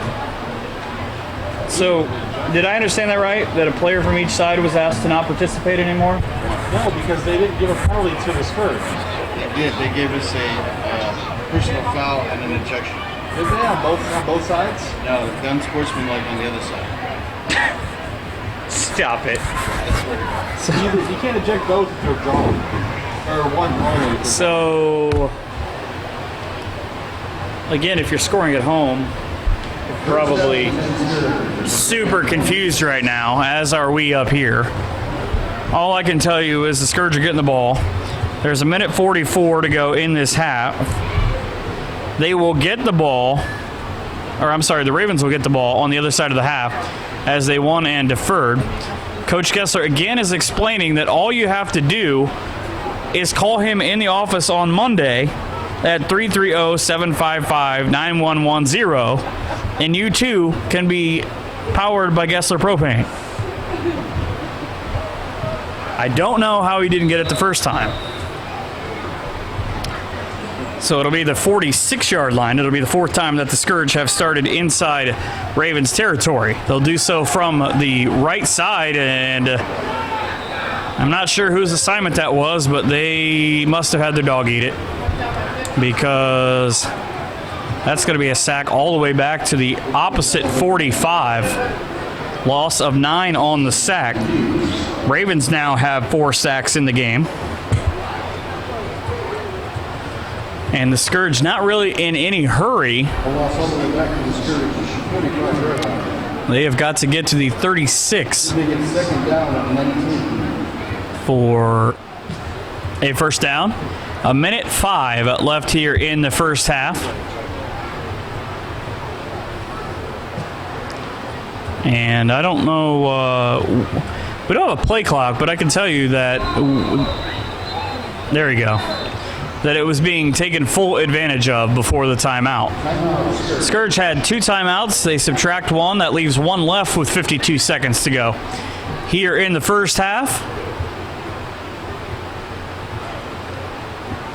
And you've got to run at least 1 play. Now, it's always an interesting spot in terms of teams. You find out how aggressive they are and how much they trust their offense. Because if you just run out the clock here, you wouldn't think, as it's second down, you try and pick up a majority of this yardage, that the Ravens are going to completely come at you. But on the other side of it, if you go for the big play, especially with Mike Bell back there in the secondary, he already has an interception that you don't want to give a guy his speed, the ball going upfield with a caravan of blockers in front of you. So the Scourge getting their final instructions from Coach Gessler, the offensive coordinator. Rocking the Steve Spurrier visor look. It's not a lot of guys that can pull that off. I'm just saying. He does it well. He's going to hear this. He does it well, but I'm not a visor guy. I can't do it. Josh is not a visor guy either. Need to be. It's kind of a stocking cap kind of guy. Just saying. So now the ball again at the Scourge 45-yard line. As every member of the Scourge I formation has said the exact same thing. We only have 10 guys on the field. Finally, it's the quarterback who makes the most sense of that group. He'll bring on a receiver late. The handoff is stopped immediately. It was Mike Thomas that had to come back onto the play. Ravens will use their final timeout to stop the clock with 47 seconds.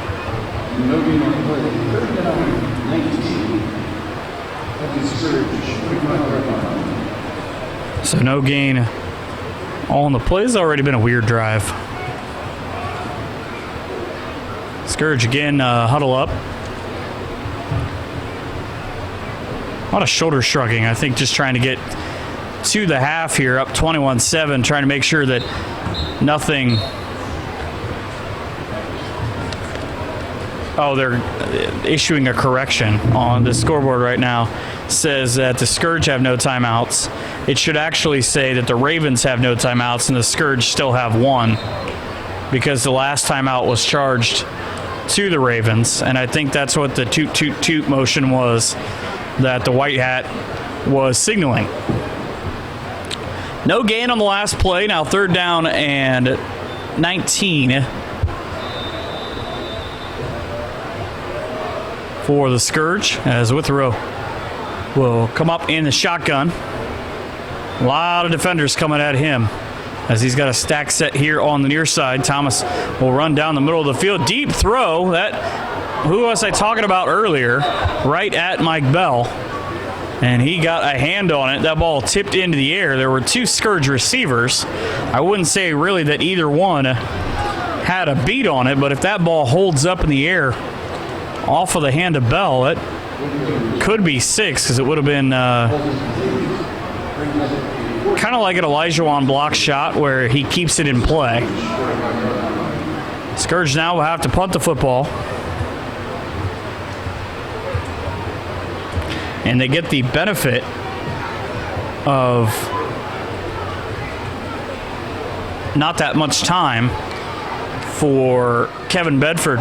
But a guy that fast doesn't need that much time, but not that much time for the offense when they get the ball back, and no timeouts for the Ravens. Punt block was on, and that is a long kick. It hit the return man in Bedford. He'll take it off the hop, and he will be taken down at the 10.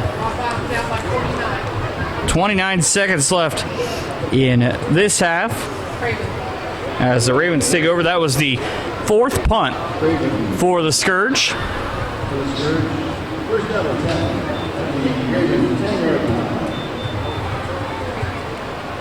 And the Ravens will take over at their own 10.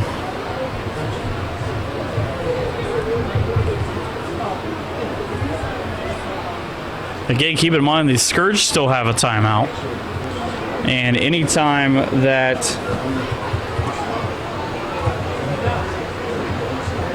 you throw the football and are incomplete, it will stop the clock. If you do connect, then you have to hurry back up the line and spike it. All of that needs to happen in a span of about 9 seconds per play. 2 left, 2 right in the shotgun for the Ravens. Lovett takes a snap, fades back to his goal line, looking to the left, fires a bullet out to the 20-yard line, and the catch and run will go to the 27, 28-yard line. Pickup of 19 on the play. That is enough for a first down. Again, the first Ravens first down in about 20 minutes of real time, 15 minutes of game time. Fired another bullet. This one will go to Khalid Ali. He'll catch it at the 37, motor out to the 50, and to the 48 of the 47, actually, of the Scourge. So 25 on the pickup, and back-to-back first downs. 14 seconds to go. Pretty good. The last 2 plays were in 15 seconds, so pretty close to the 9 seconds I said. Just one back in there, probably to block, is Sir Abernathy, number 2. Lovett will drop back, looking, surveying the defense. He'll break it down to 10 seconds. He's going to run, and he's going to get to the 40, down to the 32-yard line. Pickup of 16. However, the half will expire, and the halftime score here in Girard, Western Reserve Scourge, champions of the North, up 21-7 on the South champions, the River City Ravens, here on the Ohio Sports Championship game. The Scourge got the football first as the Ravens won the toss and chose to defer. Therefore, it will be the exact opposite of that, as the Ravens will get the ball to start in the third. White jerseys, chrome helmets, purple lettering, and white pants for the visitors. The OFL South champions, representing the city of Cincinnati. That is where the River City is if you are not familiar with geography and the state of Ohio. And the Scourge here ready to kick off the football. Black, purple, and bright green helmets, pants, jerseys, and numerals for them in that order, as a 21-7 deficit. Squib kick right up the middle. A lineman's going to fall on it, and it's going to be better for the Ravens than the last time that the Scourge did that, because the last time it resulted in a turnover. But O.J. Simpson falls on top of the football. That is his real name, and he is not on the golf course. These are going to be really dated references for you because that's what all we have. I am a child of the 80s, so that's where it's going to come from. I told you, nobody believed me in the booth that it was O.J. Simpson, but it really was. Ball starts at the 44 for the Ravens, again down by 14 as they start. Not a particularly great first half offensively for them, but they will look to change that as they will go handoff straight to the right on first down for Demontre Watkins. He had a couple of big runs early on, but then was bottled up later in the game by the Scourge defense. He will pick up 4 yards on this first play, as I will put the clock in motion. 2 left, 2 right in terms of receivers. Greer the closest to us. It'll be handoff to Watkins again. He'll just bully ahead off the right guard. Wow, I thought they had him down, but able to get away and out to the 50-yard line. He will pick up 2.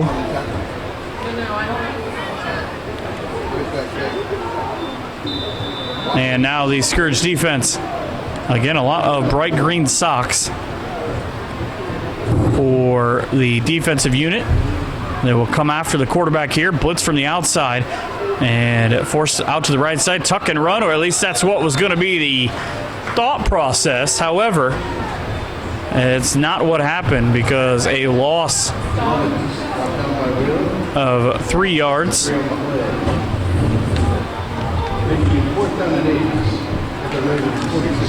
And that is a big play for the Ravens. They go +4, +2, -3. And they will have to punt the football away.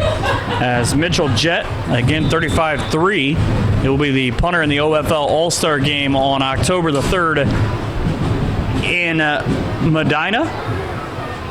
He's going to have to hurry as that ball got low and away. He was able to respond and put a boot into one that will take a bounce back towards the 25. Looks like they will spot it at the 24. 29 yards on the punt. And a quick 3 and out. Never what you want to see out of your offense when you've won and chosen to take the football to start the second half. But the Scourge now we'll start with 13:06 remaining in the third quarter, up by 14 at 21-7. And Mike Hearn here with you on Amateur Sports Radio Online. The OFL Championship game.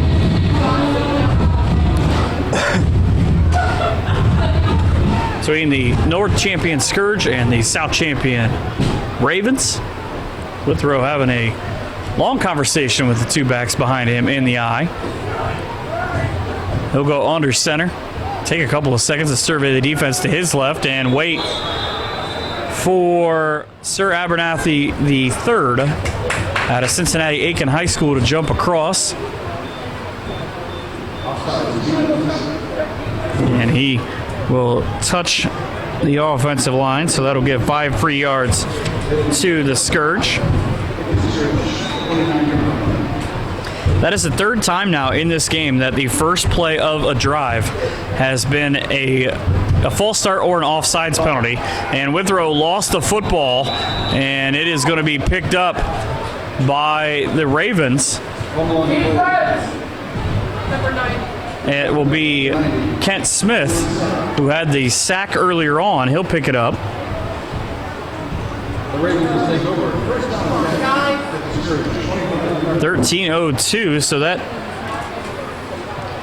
just lasting 4 seconds. And the Ravens start inside Scourge territory for the 2nd time in this game. Of course, the last time that they did, they started at the 10-yard line, and it ended with a missed field goal from 30 yards. Looking for a different spot here are the Ravens. 2 left, 2 right. They've run a 4-by-1 set for most of the game. This time it'll be Tevin Redmond who will take the handoff straight up the middle for a yard.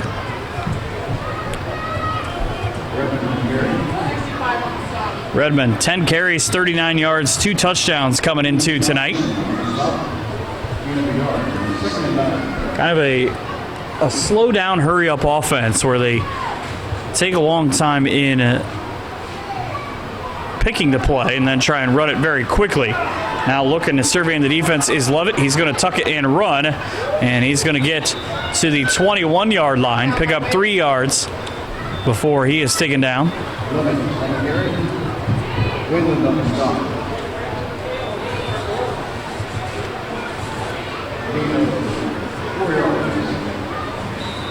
Aaron Whalen with a couple of big stops on quarterback runs and a penalty flag.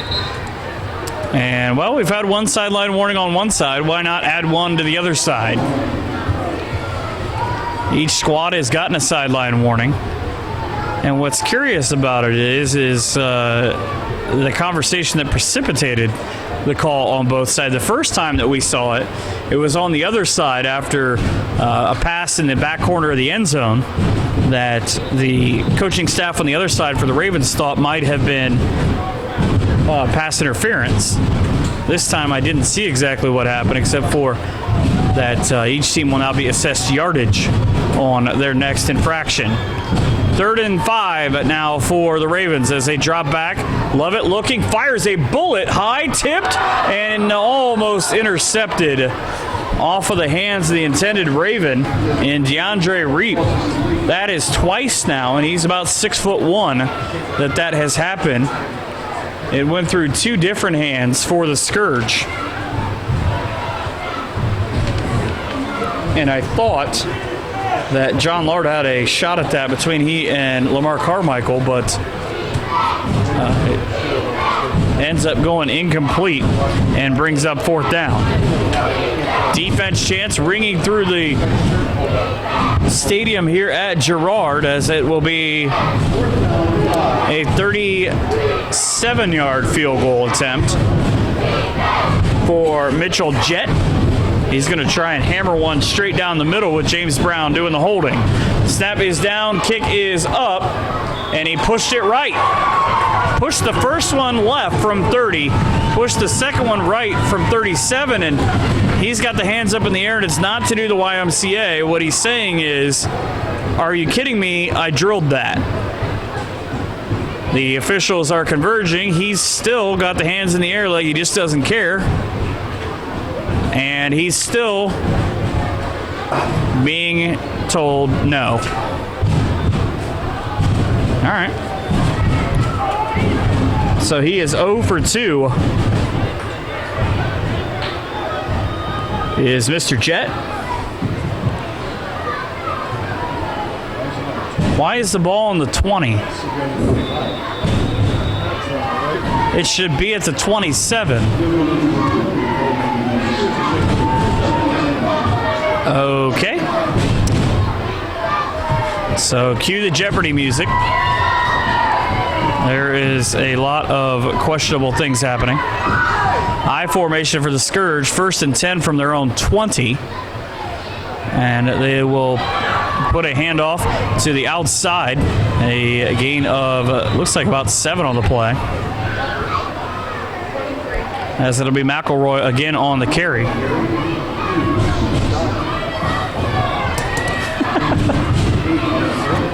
So, a couple of kind of weird plays so far.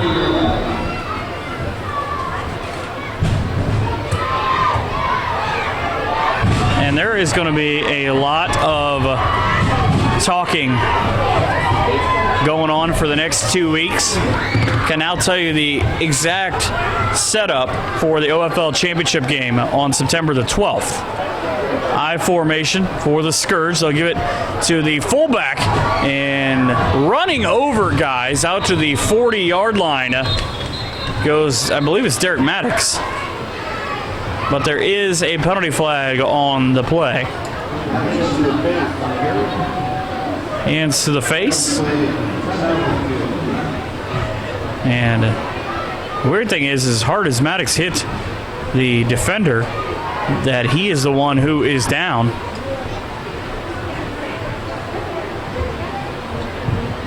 As he got out to the 40, would have given him a gain of 12.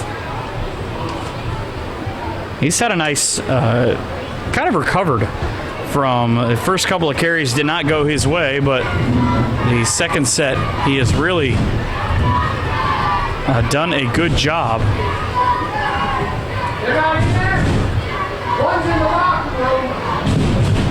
So the official standing there with the ball. Again, looking at the PAFL. It'll be the Ohio Golden Knights in Medina on September the 12th as they will take on the Cleveland Cobras. So a Northeast Ohio battle for the PAFL. And then the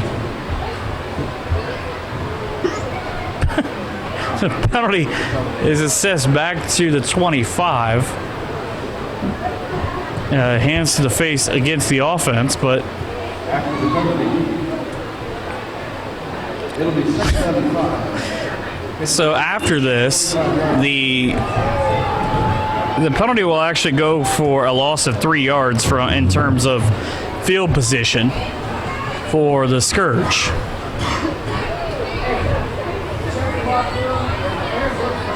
They will come out here as they are going to be missing the services of Derek Maddox. He is able to walk out to the sideline and the bench at the 45 under his own power, kind of hobbling as he does so. Withrow under center, defense selling out against the run up the middle. And a hard count. Almost played that pitch perfectly, but here goes McElroy.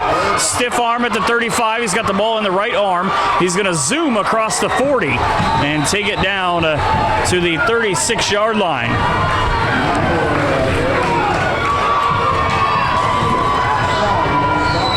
"39 yards on the run."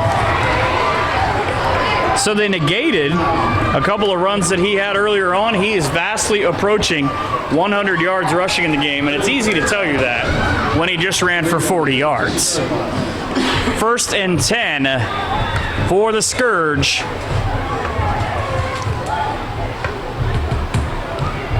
As they pick up another first down. That is their first down of the half, either team's first down of the half. As we hit the 10-minute mark of the third quarter, this game now 2 hours and 5 minutes old as we're halfway through the game's penultimate quarter. I formation with Withrow, you can tell a lot more confidence now in the flow of the offense as he's got the two backs standing up behind him. He'll give it to, I believe it's McElroy, and he will be stood up immediately by Skylar Hughes. Hughes has got a handful of big tackles in this game. The biggest stat about him, he leads the team with 4 forced fumbles. 3 of those that he recovered, is one of 6 captains for the Ravens. Loss of 4 on the play. They're in there now.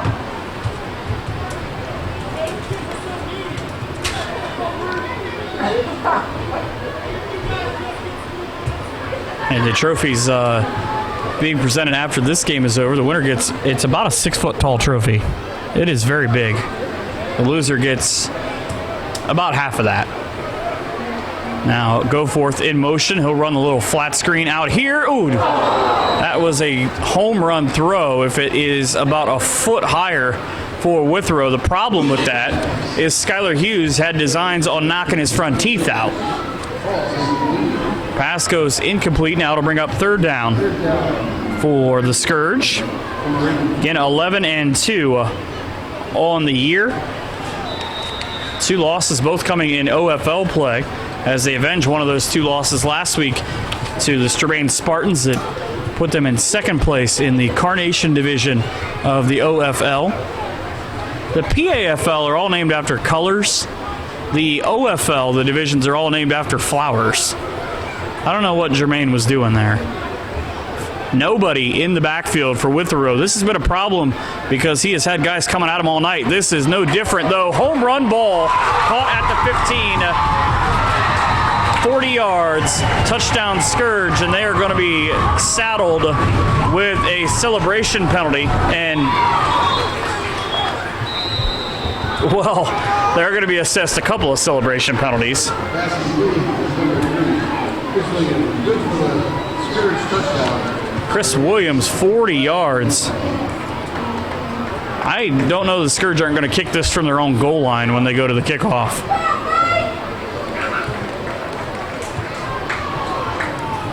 Withrow to Williams has worked twice. And it's now 27-7. A defense for the Ravens. They played that perfectly in terms of their rush. They brought Kenny Brown from the outside, and he tried to just lay Withrow out. He did get him after the play, or the ball was in the air, but that is one heck of a throw. Just right behind the defensive back, turned the wrong way and in for 6.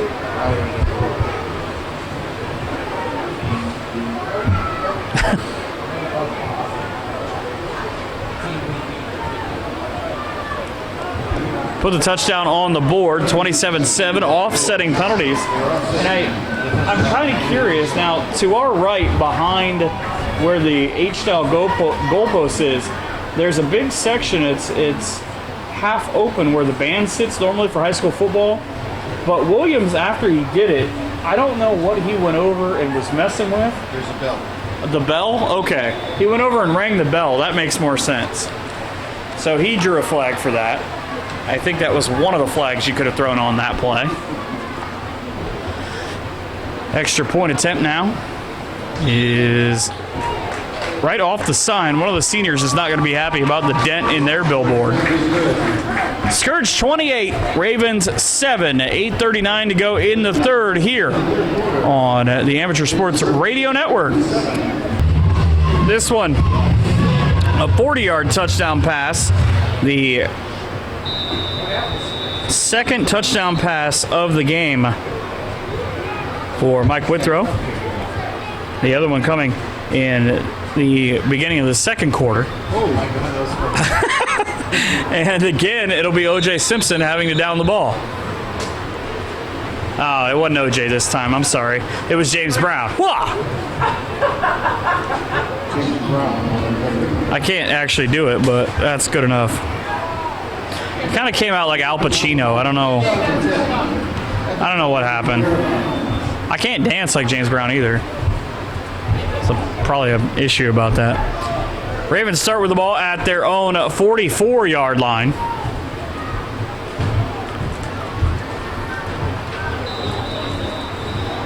In trying to describe the onside kick, if you've ever seen the new version of the movie The Longest Yard, towards the end of the game when they're playing the prison guards and Brucey goes up to kick, I swear it looked exactly like that.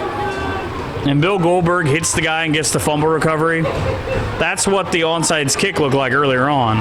Handoff for the Ravens on first down. Running hard to his left is Sir Abernathy, the second. Penalty flags in the backfield. The official is giving a count. And I give it to Rashawn Shannon. He tried to sneak off the field behind the official while he was counting, but the official here on the press box sideline just kind of put his hand up like, stay on the field. Just come on now. 22 is the number we're looking for here today.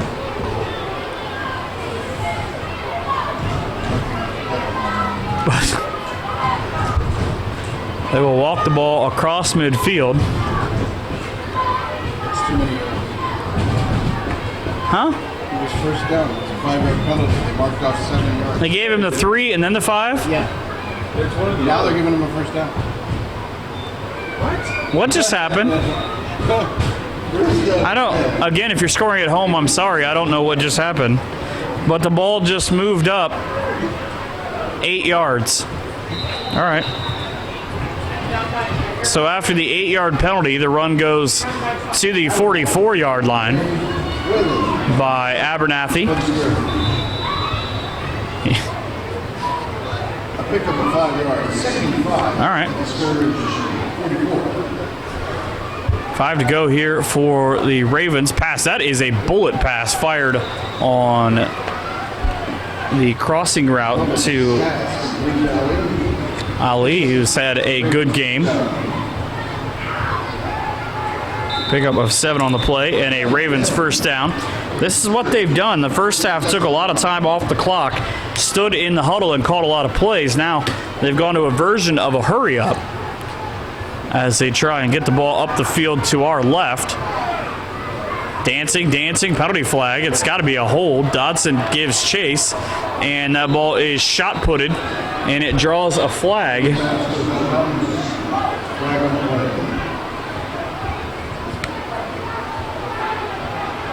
Now, again, cue the Jeopardy music on what is about to be called. What I should have done is we should have created bingo squares that have calls on them, and people could have tweeted us pictures of their bingo cards. If you fill it up with 20 penalties, you get a free, I don't know, Scourge t-shirt.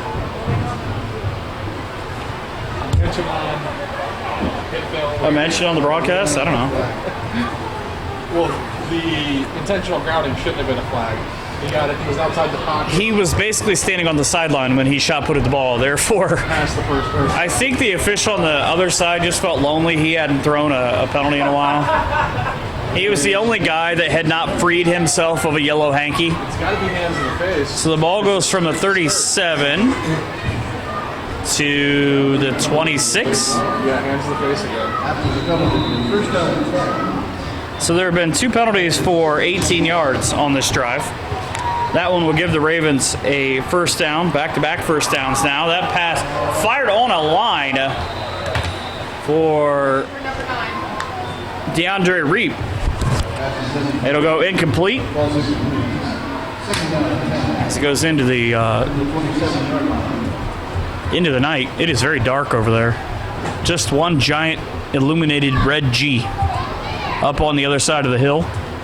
A beautiful facility here. The Indians get to play in a Division IV squad that opened up in a shootout last night, going down by a 50-41 margin. And the Ravens will go empty set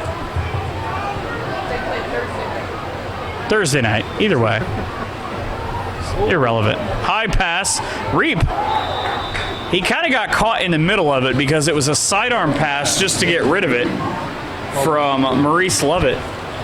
And he kind of tipped it in the air where he waited to see if the defensive back was going to go past him or not, and decided, I like not being cut in half, so I'll let that go. Incomplete pass brings up third down now, and 10 to go for the Ravens. Ball near the right hash with 7:16 to go in the third. They trail 28-7. Only touchdown for them coming in the first half on a 20-yard touchdown pass to Khalid Ali.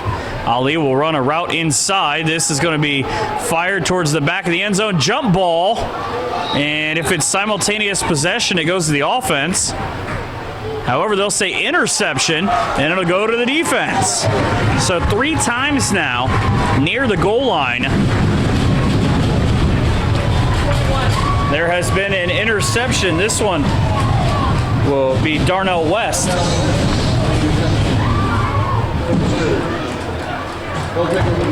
And this is probably not the game that Lovett is going to write home about.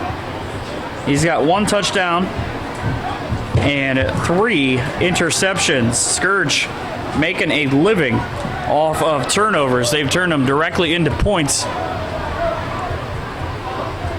Now they'll need an opportunity to do it again. This time, they will start correctly with the ball spotted at the 20-yard line.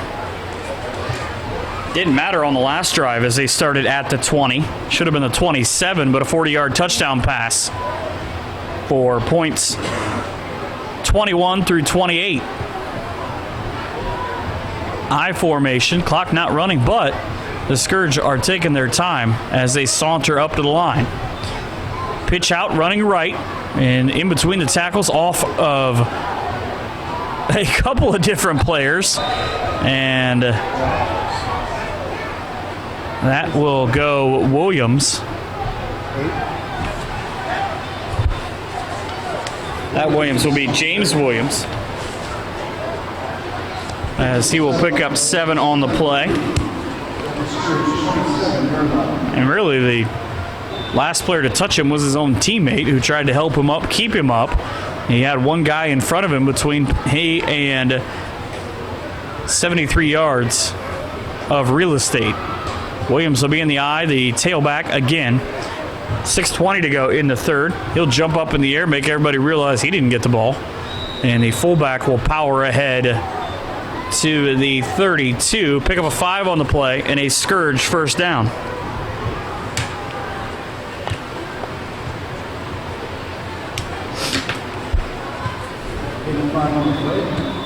Picks up the first down. Actually, they gave him a 33, so he'll get even more. He'll get 6 on the play. So a nice drive through the first 2 plays, 13 yards for the Scourge, as they are on top of the scoreboard here at Girard, 28-7. Ravens, either way, will take a trophy back home with them to Cincinnati. Just a matter of which one of the 2 that they get. Pitch out to McElroy, and he is swooped down pretty quickly, and that is Hughes again. Hughes has made a night of trying to get into the backfield and quickly.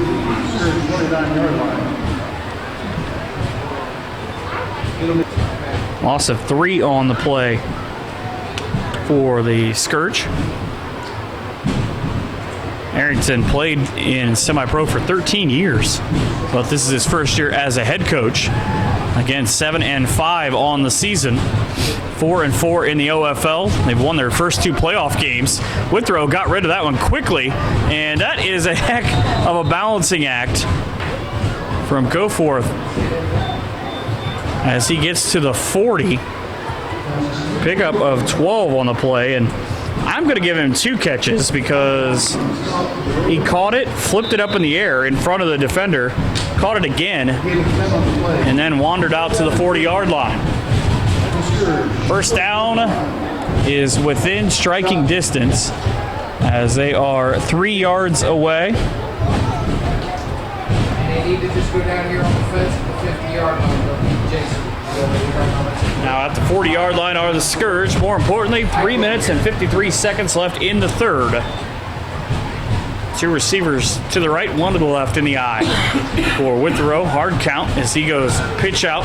Coming near side is McElroy. He'll get the nose through the 40-yard line and out to, well, I don't know that he, okay. I was going to say that one official had him spotted short at the 42, but they'll move him to the 44, pick up a 4, and that will be the first down, not the previous play. Second first down of this drive. Third of the half for the Scourge. They've had the ball 3 times, or this is their 3rd time. They fumbled it away the first time. Got a 40-yard touchdown pass to Chris Williams from Mike Withrow down the right sideline on their last possession. And now trying to keep the clock rolling towards an OFL championship.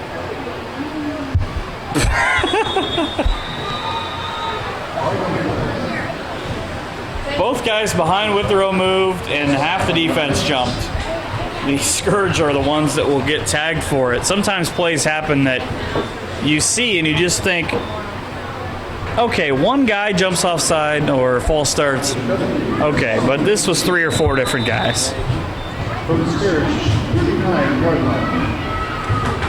That is the first penalty on the Scourge offensively since that weird 3-yard penalty in their last drive on the hands to the face.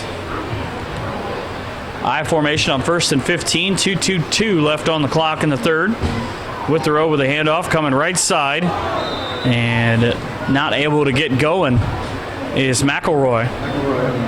He'll get to the 42-yard line. Actually, they'll put him at the 43, so pickup of 4 on the play. And into the game For the Ravens comes LaMichael Howard, a big defensive tackle. Kind of in terms of the wings on the shoulders and on the helmet, is flat black with the chrome, kind of Oregon-esque for the Ravens. Again, a first-year team in the OFL and overall, coming as a part of the River City Bulldogs and the Cincinnati Bulldogs, and they all get right to Mike Withrow very quickly. He's going to lose a ton of yardage as he is buried under the 35-yard line.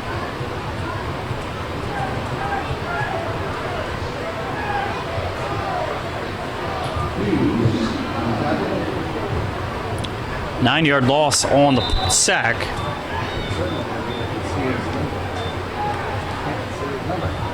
Again, white and purple is actually the easier of the two to say. I saw somebody say that they can guarantee that the OFL champion would be a purple team this weekend.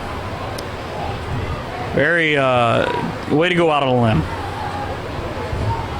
Third down and 20 from the 35-yard line. Let's see. 19, third and 19 with 29 seconds to go. Withrow drops back. He's got a chance. Deep throw down the sideline. In and out of the hands of Williams. He was running unchallenged up the seam. He got in front of Aaron Kelly, the captain and defensive back. But the Scourge take almost 7 minutes off the clock before they are forced to punt the football. That is a Ravens defense that has got to be tired right now, as they have been on the field a long time, and there are a couple of guys there for the Ravens that play both ways. There's a couple of guys on the offensive and defensive lines. 2.5 hours old this game is now, coming up on the fourth quarter. And it'll go against the defense. That's a good call, because on the outside, Bryant Huntley came up and he got the right side of the line to move. He sort of rope-a-doped him. Got him to go with him, and the 5 yards will go against the Ravens, at least on the preliminary talk before Coach Arrington high steps it out onto the field to talk to the official.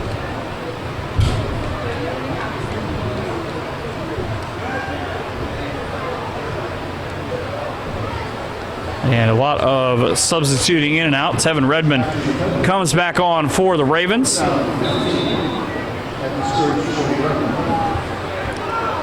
Scourge will punt it from their own 30. And just avoiding being run over. And that's a nice punt that'll roll inside the 20 and away from the kick returner for the Ravens. See where they spotted at.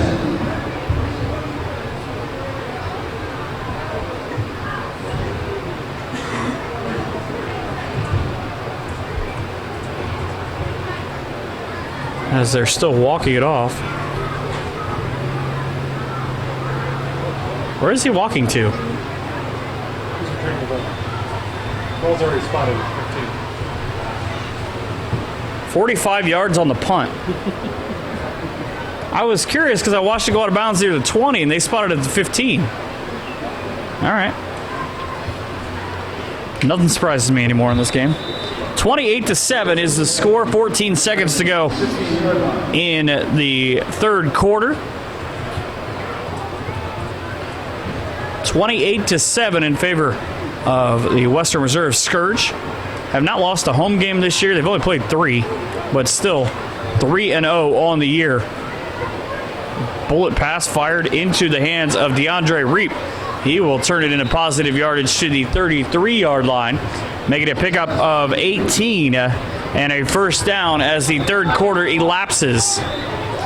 3 quarters in the books in the OFL championship game. That means just the money period remains. Switch ends is a touchdown, but a penalty flag at the 44-yard line. I think they're going to get him for blocking the back over here. He didn't even touch him though. He came up to him, put his hands up. Yeah, but I think they're going to call it. He didn't even touch him. And after all of that, that's impressive for a 90-yard touchdown that's not going to stand.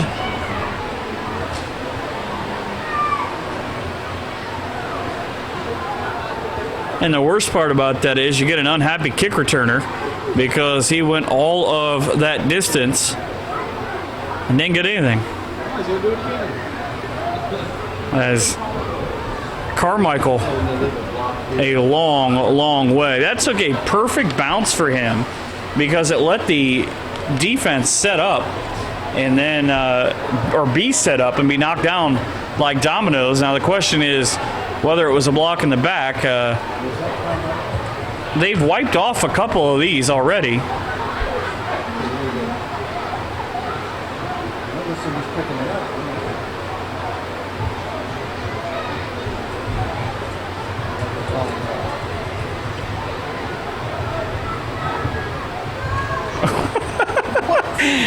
He's a little bit of this, a little bit of that. What? I think they just landed on F-16. Penalty here for blocking the back, move it back 10. That should be a 15-yard plus. They should net 5. So they'll start at 45. There's a net of 5 is what my spotter is telling me. Even when I see them set the ball, I won't believe him. I don't know where they're going. What happened here? You're saying, okay, so we're saying that the penalty was here at the 40. So they're marking it back from the 45. And now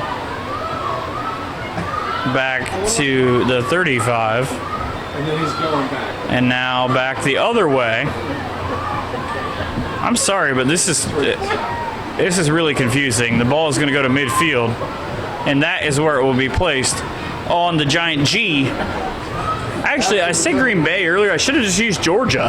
It looks exactly like the Georgia logo at midfield. I mean, a university between the hedges. Not a specific, no specific. So 40 yards, I guess, would be the gain on the punt. The Scourge now take over with 14:22 to go in the OFL championship game at midfield. The bunch set left, pitch out left, as they're going to try and go full speed ahead for James Williams. James Williams is so fast. How fast is he? He said, Derek Maddox, I don't need you to be in my way. Unfortunately, he didn't really tell Maddox that until he put the hand in his back and shoved him down. Play results in a pickup of 5.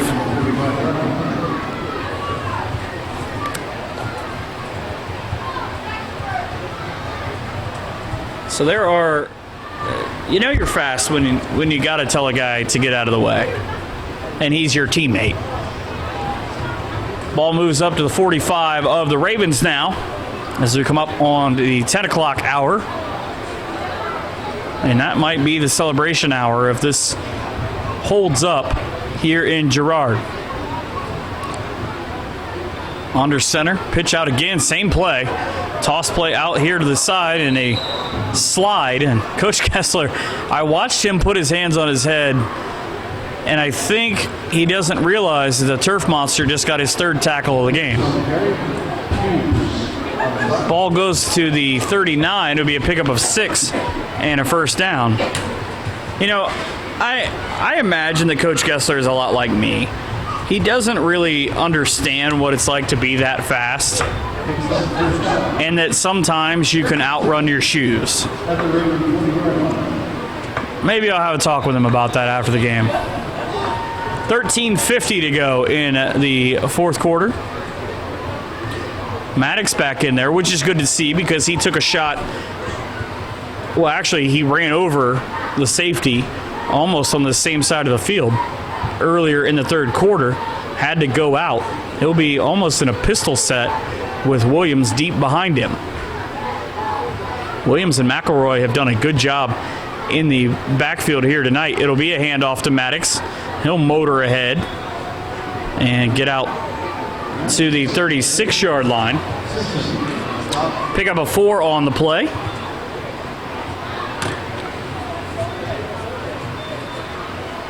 Again, if you're in, I forgot, where did he tell me at earlier? There are people listening to that. I want to say Arizona. Arizona and Arkansas, some A, wherever you're listening at to this game. Oklahoma, thank you. I knew there was an A in it. Canada was going to be next. All over the United States and the world, I would imagine, on WRScourge.com. And the Scourge with a run that will go nowhere.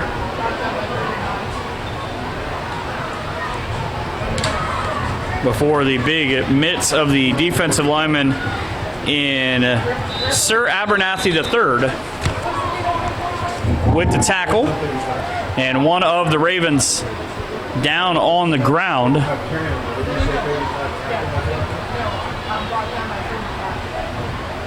A loss on the play of 1. So Abernathy and crew able to get right up the middle while we have a minute. Again, a big thanks to today's sponsors in the Bare Knuckle Tattoo and Barbershop in Austin Town. Give Joe Davila a call for shop information and appointments. It would be a good time. I would imagine that 1 or 2 of the Scourge players are probably going to pull a tattoo out of this and maybe get, I don't know, Mickey Mouse holding the trophy. I could see Dodson doing that. 1726 South Raccoon Road, 330-270-5877. Also, Body Shop Total Fitness, right next door on Raccoon Road, 1731 in Austin Town, 330-799-0102. And as always, the Scourge powered by Gessler Propane of Struthers at 702 Youngstown Poland Road, 330-755-9110. Big blow here for the Ravens, at least for one play, as the player injured on the play is the captain in Skylar Hughes. He's had a big impact coming into this game. Known to the Ravens as Batman in his third year out of Cincinnati Finneytown High School. 32 tackles, 8 of those for loss.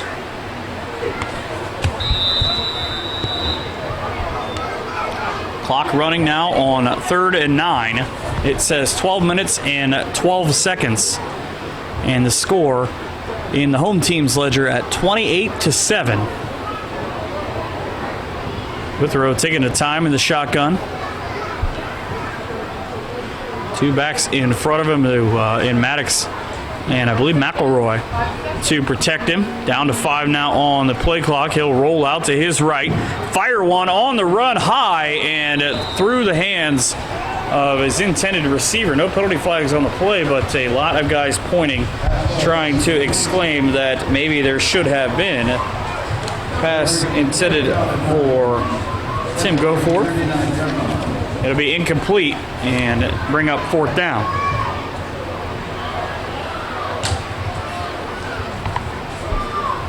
So 11:45 left in a season that started back for most teams in January and February in terms of off-season work and conditioning is going to end. And somebody is going to go home with a huge trophy. Somebody is going to take a slightly smaller trophy. Right now, that would be the Scourge and then the Ravens with 11:45 to go. Wow, what a high kick. And it took a couple of awkward bounces. There was a point, I believe, where Aaron Kelly for the Ravens thought about returning it, looked up and saw 7 black, purple, and neon green jerseys in front of him and thought, I have good health insurance. I should keep it that way. Ball will come out to the 20 off the touchback.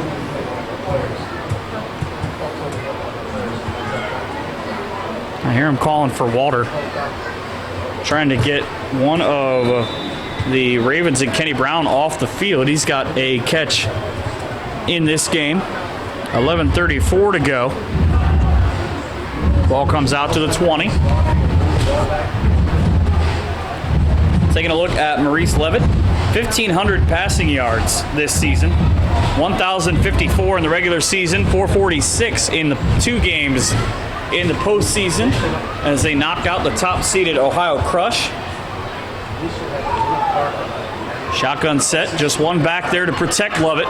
He'll dance to his right, frantically tries to get across the tackle box, and he's going to get to, he's slippery. He got all the way back to, I believe, about the 18. He'll lose 2. But I don't think he's going to be on any time Dancing with the Stars. Loss of 2. Well, now they gave him 1. Lovett played in NFL Europe, in Poland and Brazil. All right. 14 total touchdowns. He is called the heart and soul of this team. He's a seasoned veteran. Has been to 2 championship games and has never won. The Scourge would like to keep that true, and they've got 10 minutes and 55 seconds. Now, unsportsmanlike conduct penalties.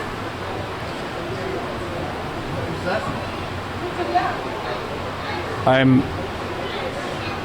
not 100% sure.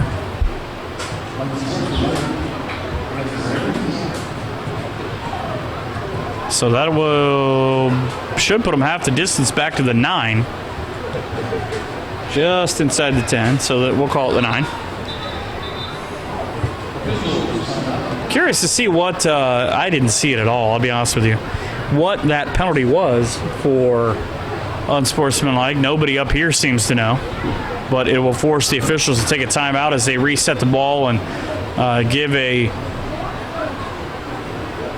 very animated dissertation to Coach Sean Arrington.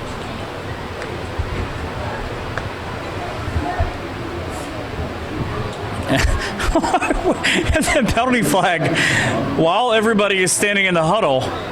The official at the 30, the back judge, just threw a penalty flag and pointed directly towards, I believe, one of the Ravens coaching staff who, in the 15 seconds since that penalty, has gone from the 30 on one side to the 45 on the other side. That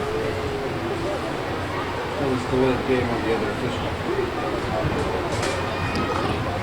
A lot of officiating has taken place in this game.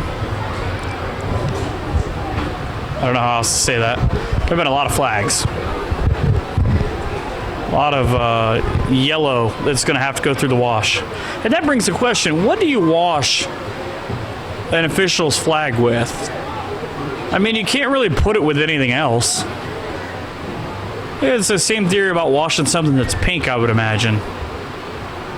Do you hand wash it? It's 28-7. I need a little bit of leeway here.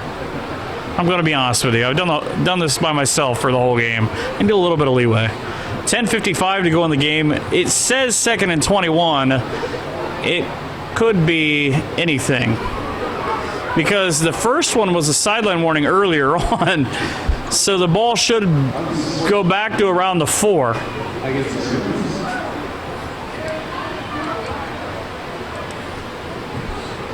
No, third one. Third one gets you ejected. I think somebody might have just been asked to go sit on the bus.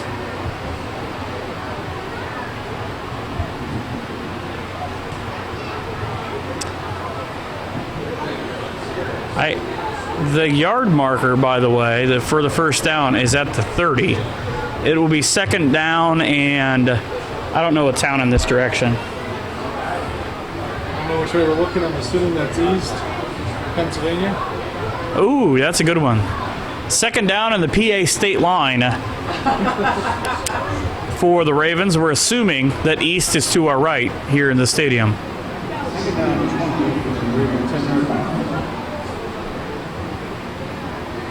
And this is, again, really odd. It's been about 5 minutes. So that was the second sideline warning. So, all right, we're just going to let the ball stay at the 9. Shouldn't it have been at the 4? All right. So drop back in the end zone. Happy feet. Deep throw got laid out and threw a duck. That ball is still in the air. And this is going to be a fumble, an interception. And, well, we're going to try the pitch play now to the 30. And I don't know why this is stopped. That's a clear interception. That should be touchdown Scourge. There are 2 players, though. The more immediate thing, I'm looking across the way. I don't... No, there are players down everywhere. I can see 3 Ravens and a Scourge. And in the end zone,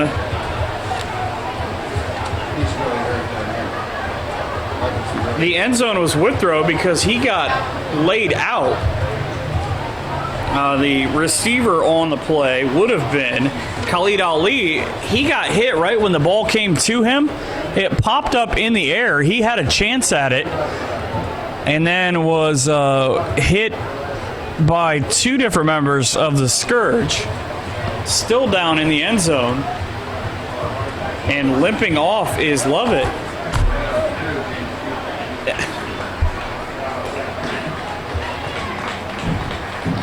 There are 2 big things right now. 2 of the 3 players that were down, or 3 of the 4 players, I should say, that were down have been able to get up and walk off. There is a Scourge down here at the 45, but who has the ball and where do you possibly spot it at? Because the whistle was random. I think they're going to call him, like where he stops his momentum. I think they're going to spot it at the 30. I'm going to call it incomplete. I think they're going to call it incomplete. I think it was definitely there. Yeah, it popped right back up in the air. Like you put toast in a toaster. And there are, again, everybody standing over there. And this is an interesting development, too, because as the clock stops with 10.5 minutes to go in the 4th, the game in terms of score right now has been what it is for a while at 28-7. I heard from the other side one of the players or the coaching staff, I didn't see who it was, scream, "You guys let this happen," while there were 4 players laying on the turf. And I think that the point being that there has been some, let's say, chippiness between both teams and a lot of things that have been sort of guarded loosely. Still don't know who got the interception.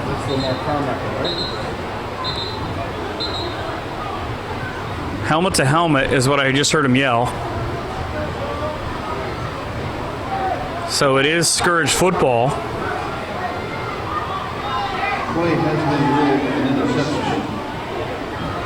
And hopefully this is a situation where they spotted at the 35 that if you know anything about semi-pro football, that this is a cooler heads situation, that everybody just accepts what happens and, you know, we can continue on because nobody wants to see this game get stopped.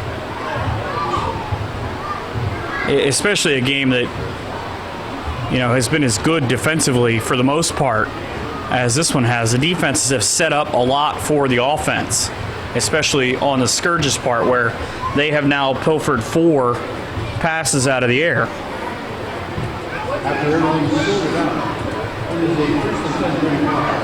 So still didn't come up with who got the interception, but there's a very animated young man on the sideline on the opposite side who has removed his shoulder pads and jersey I'm not sure if he has maybe been asked to go sing Hakuna Matata to cool down.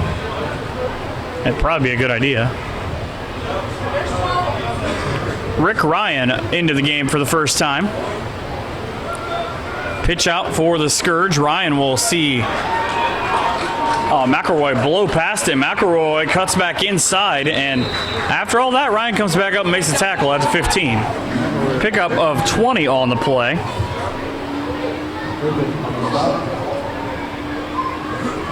And that is another Scourge first down. I can tell you with that run that McElroy is over 100 yards in this game. Again, pretty easy to tell you when his one run was almost 50 yards. 9:55 remaining in the OFL Championship game number 3. Scourge trying to put one in the end zone and wrap up the North Conference and then the OFL Championship. They're taking the time, waiting for the official's hand to go. The back judge to go in the air. He'll put up the 5-second count as Go For It comes in motion. Pitch out to the right side. Ravens played it perfectly, and Williams didn't care. He's going into the end zone for 6.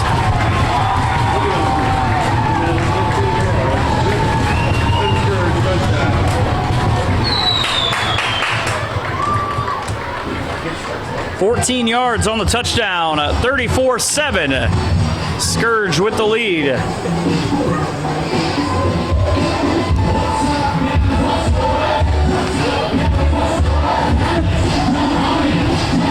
Very happy, very animated group again, as James Williams gets into the end zone.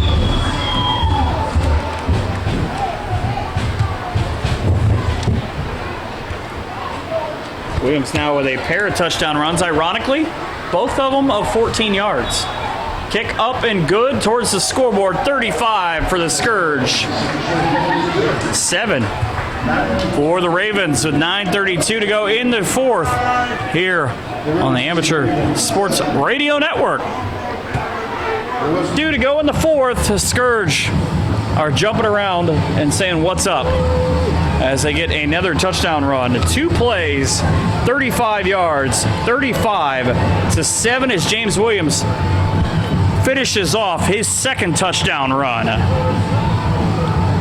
It has been an absolute dream finish here for the Scourge, as they would love to go out this season at 12-2 and champions of the Ohio Football League. Left-footed kick. That one was much better than the first time. Fielded at the 16 now by Khalid Ali. He will get out to the 37-yard line, make it the 38 before he is taken down. He didn't get enough room. He's got enough speed, though, that he's able to make part of it work. As the defense will come back on the field, and Isaac Coker makes the tackle on special teams.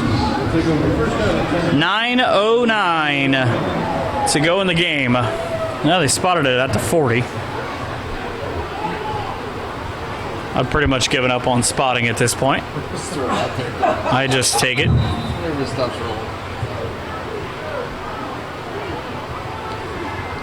11 on the field for the Scourge, waiting on the defensive side of the football. 11 for the Ravens now, waiting on the other side as they walk up to the line. Different group than when they did it in the first half, and good to see that Maurice Levitt is back out on the field.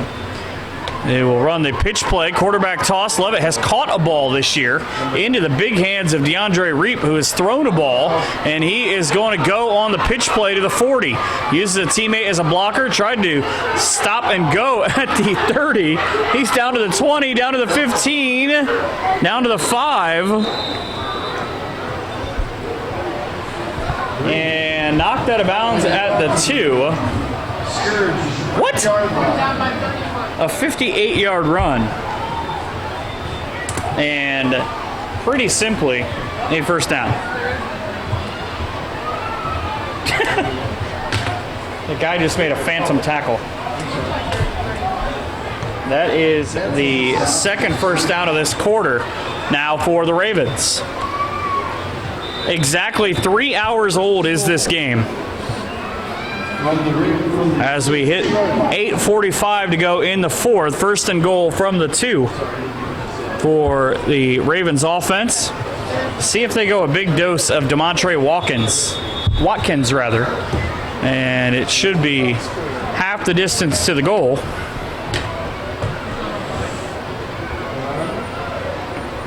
So the ball will go to the 1. And you got to believe, though, that Lovett has, he's tired of being hit on every play. He's got 4 receivers that have gone with the spread look the whole time, and going with it again are the Ravens. Watkins on the right hip. He'll take it to the left. Spin. Tried to alley-oop the ball to himself over the goal line. Didn't work. He will lose the yard they just gained on the penalty. Tyrus Patterson with the stop. So a good stop for no gain for the defense. Now second and goal. Ball right in the center of the field, inside the soccer goalie box, as it's a multi-purpose field here at Girard. Watkins on the right hip this time. 2 receivers to the right, 2 receivers to the left. Man in motion. Now, they tried to fake the sweep. I think maybe short was Maurice Lovett. So no run for him as he tries the option to the left. So one up the middle, one to the left didn't work. Coach Arrington calling out the plays, telling his defense, or his offense rather, to hurry up. Lovett will go under center. Again, Watkins behind him. He'll go down, try to pinch one in, and he will.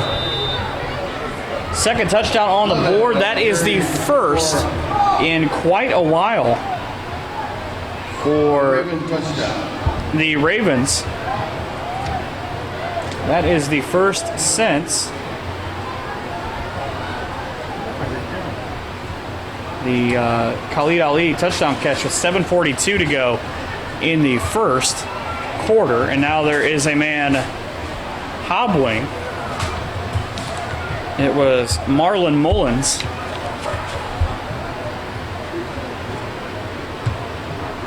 The touchdown will stand for Lovett.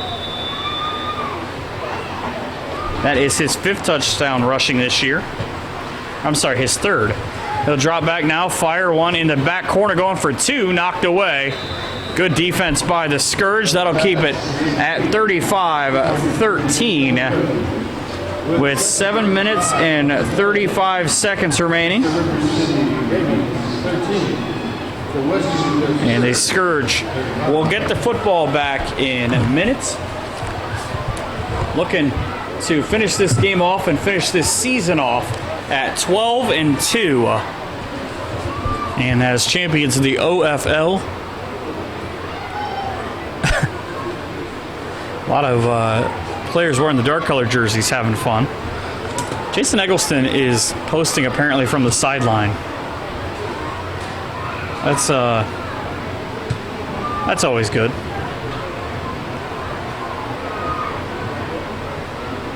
So the clock, not a friend of the Ravens. You would imagine that Mitchell Jett will try and squib one or maybe onsides one.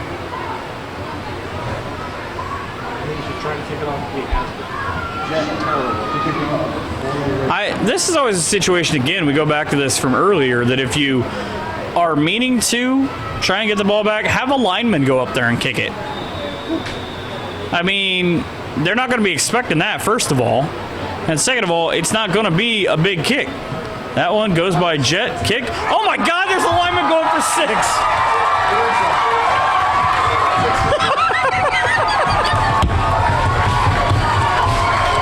When you think you've seen everything, something else happens. And Tim, go forth into the end zone and collect your 6 points. Where did he pick that up? The 40?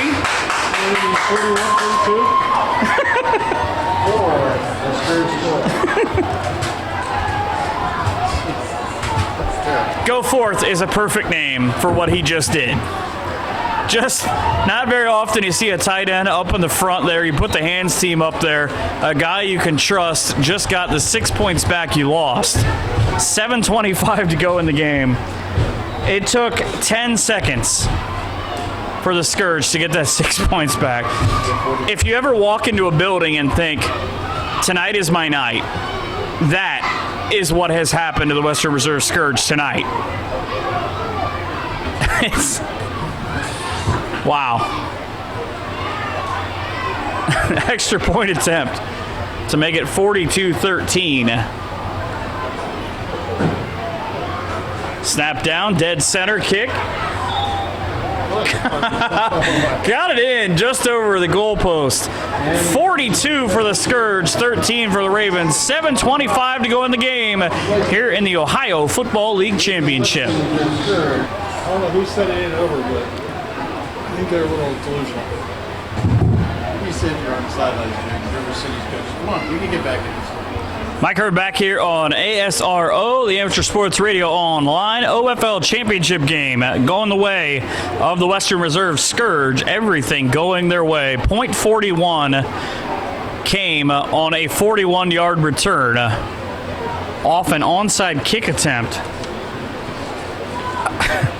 I can't make this stuff up. It really happened. Hey. Tim Goforth with the kick return, and I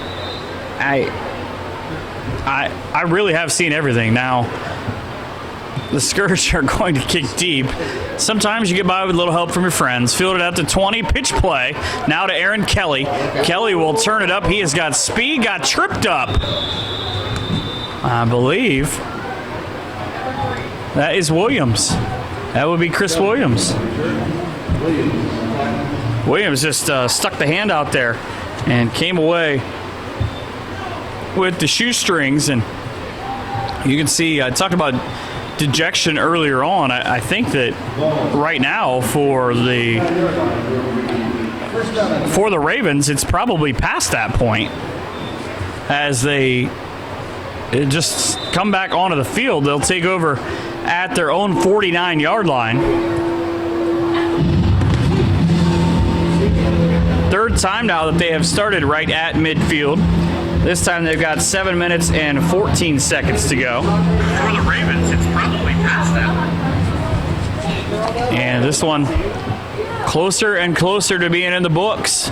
Down there where the start of the graveyard where the players come in, run onto the field, there is the OFL Championship trophy. Deep throw by Lovett down the sideline, 60 yards on a rope. Great defense by the Scourge to keep DeAndre Reap from being able to get to it. Reap has been near the football all night long. Had that, it was part of that weird play that turned out to be an interception. That was the fourth interception of the game for the Scourge. So it's to steal a phrase, but the black shirt defense for the Scourge has done the job. They forced a couple of turnovers on downs and also the 4 interceptions. Special teams has done their jobs. Eddie McElroy has over 100 yards running the football and a passing touchdown from Mike Withrow. So big games from the entire Scourge team. As now Lovett will pump fake to his left, come back to the right, needs to get rid of the football. He is going to be sacked at the 40. Hands will go up. And he... I knew it. I knew as soon as I saw it. This is the first time that I would ever hear a Craven chant for Jim Craven. One of my favorite people to deal with in the organization, but I think he's also 105 years old, if I remember right. Just turned 105 a couple of days ago. Sack of 6.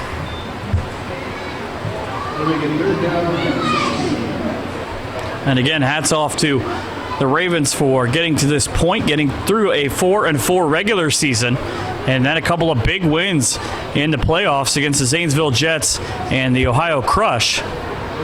Two teams who they had to go to their house and beat them on the road. But it looks like we're 6 minutes away from a graveyard party here in the OFL Championship. Craven again the ball, or near the ball again. Love it though. Sees that one go high, and it almost turned into an interception. That would have been number 5. There was a play on the side that was broken up. I think it was Dave Pringle. They got his hands on the football. Incomplete pass now, and 4th down and 16. 42-13 is the score. Last year's score in the OFL Championship, 35-0. The Southern Ohio Buckeyes got it done against the Zanesville Jets, and they had over 300 yards. They'd line up in a pro set, just run the ball straight forward. No problem against the Jets defense that I don't believe to that point had even given up 300 yards rushing the entire season. Tonight, a different story. Add in any factor in this game, and the Scourge have probably scored or come very close to scoring that way. The punter in Jet is going to throw the interception. There is a penalty flag as it's right in front. And the official, it's kind of a hard thing for him to determine who or how many guys are on the field if they are walking off the field. Tank Tompkins with the interception. That will be the first interception not charged to the quarterback in Maurice Lovett. Instead, it will go to Mitchell Jett. And the Scourge now get the football back. You know, that's one of those plays where if it works, it works. If it doesn't, well, you're not really out anything because you're down 42-13. Ball spotted at the 45, or it went out of bounds for the Scourge. They have had 6 possession, or this is their 6th possession now. As there is no more ice for anybody to enjoy in their water on the sideline. It has all been dumped. Oh, I feel like I missed one. I see it now.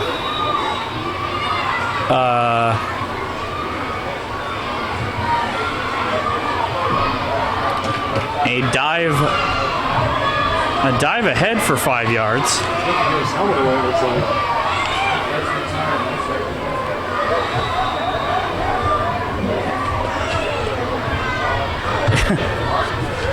Eggleston giving stuff away to the crowd. That is always one way to make them the little ones fans for life, is to throw away your gloves and stuff that you weren't going to use after this season anyways. Pickup of 6 actually on the play, so it'll bring up 2nd down and 4. With the road taking his time, wait until the back judge throws up the hand. Now he does. 5 seconds remaining on the play clock. He'll go right foot in front of the left under center. Pitch out and a turnover, as that'll go back into the hands of Sir Abernathy III. Ravens is taking over. First down and 10. So the clock will stop at 4:46. I am running out of spaces. This is the first time this has ever happened on my sheet for drives. Drives aren't going to count anymore after this. So the Scourge try something a little bit different, and it does not work. There are not many times in this game that you can say that.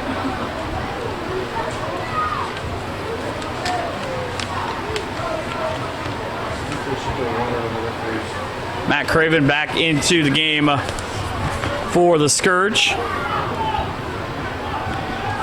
as they have the giant 2-foot stick. It's like a voodoo stick, honestly, with the skull on the top. I was actually surprised when I learned that they didn't use it to take selfies.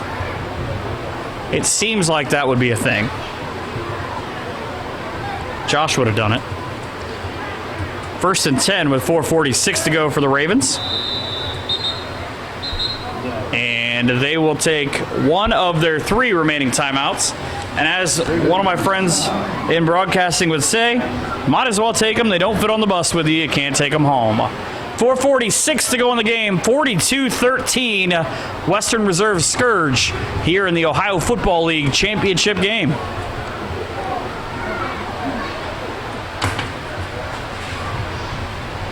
How the hell has this game been over forever and it's still 3.5 hours? That's 2 straight weekends I've done like a 4-hour game. Well, it could be that there's a game of Sweet and Clear that broke out right in the middle of it. You and your logic. That play was the most... Stop it.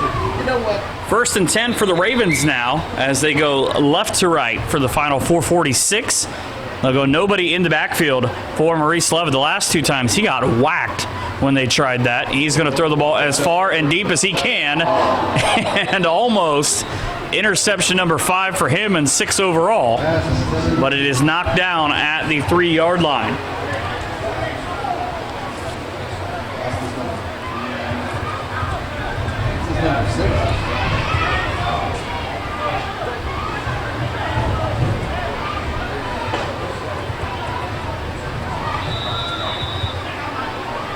The last 8 passes now for Lovett have either been, he's thrown 7 incompletions and an interception in that string. You know it's bad when your wife texts you and asks if your game is over yet. It's like in disbelief. 4:38 to go in this game, and I bet there are a lot of soaked coaches who are ready for it to be over. Even with the hold, the defensive lineman is still able to get through and chase Lovett. He is able to throw one downfield, and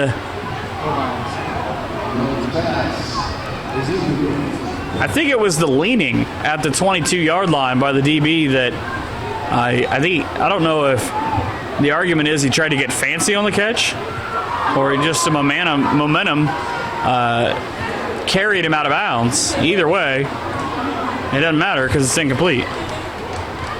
So run that streak to 9. The last pass that was connected on by Lovett was an 18-yard hookup with 14 seconds to go in the 3rd quarter. So the 4th has not been kind to him.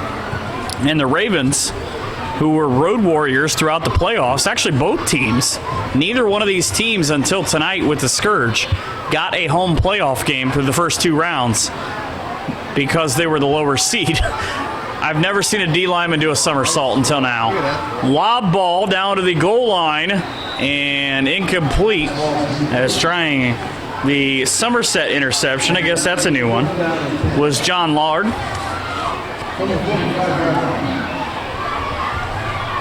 Again, just keep going back to this. 10 straight incompletions now. You can't win a ton of ball games if you cannot complete a pass for almost a quarter and a half.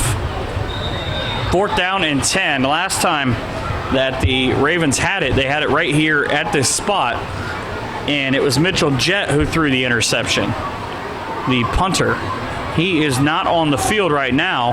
The entire starting offense for the Ravens are, including Lamont Kuntz, who was listed as a safety, or no, I'm sorry, a tight end defensive end, into the game for the first time. Empty backfield on 4th and 10 from a Scourge 45. Pressure coming from the outside. Lovett throws one. That's going to go for a first down. And out to the 30, now to the 20. And down to the 19-yard line. Pickup of 26 on the play. And it stops the streak of not only a lack of first downs, but also of the incomplete or intercepted passes. Fresh set of downs, 3:45 to go in the game. 1st and 10 from the 19-yard line of the Scourge. Lovett drops back, looking to his left, comes back to the right. He's going to throw in the back corner, looking for his man, and through the wickets goes Khalid Ali, who will make an appearance at the OFL All-Star game on October the 3rd. Not an all-star play there, however, as the DB put the hand up in front of him and I think maybe shaded it just enough that he never saw it. 1 for 5 on this drive. Throwing the football is Maurice Lovett. He's thrown 136 passes coming into tonight, 40.4% complete. 4 touchdowns, 6 interceptions. He has thrown 4 interceptions to 2 touchdowns. The last one coming with 7:35 to go in the game. Nobody in the backfield again for him. Pressure coming from his backside. He will unload one at the goal line. That is going to go incomplete. Looking for Samaj Steele, who has 7 catches for 237. 34 yards a reception for him. He's been in on just a couple of plays. And now on incomplete plays. 3:16 to go in the game. Pair of timeouts for each as the Ravens break the huddle. They will send James Brown to the right side. He will partner up with Lamont Kuntz. And also in there is Girard, who had the catch earlier. And again, these throws have some momentum behind them, but Lovett is stepping into them. That one he threw right off of the turf. It'll go incomplete, and he has thrown 6 incompletions on this drive.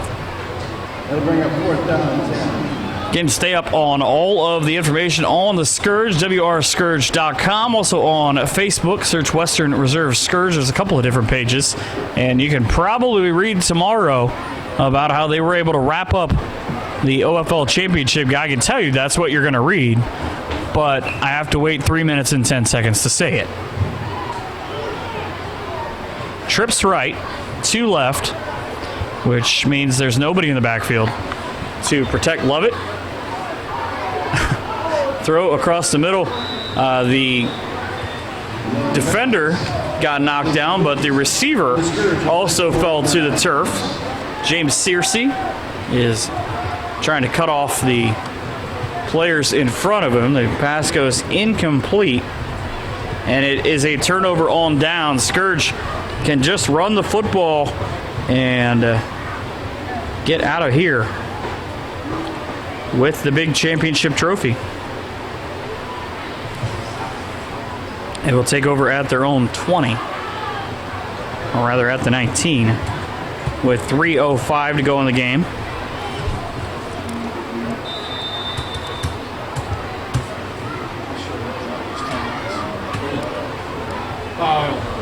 And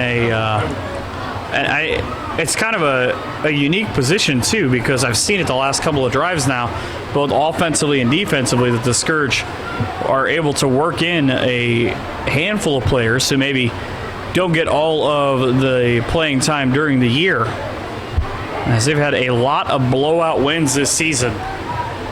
Again, 319 points scored in their 12 games. Only gave up 116, which puts them at 8.9. Handoff from Withrow will go to the 21 for 2 yards.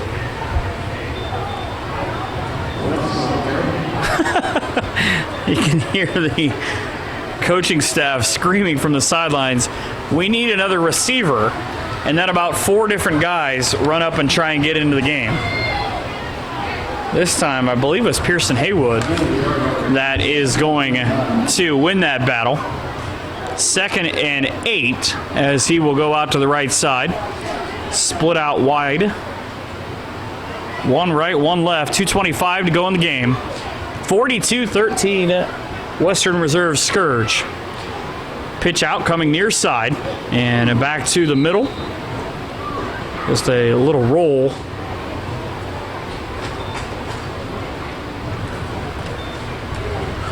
Goes the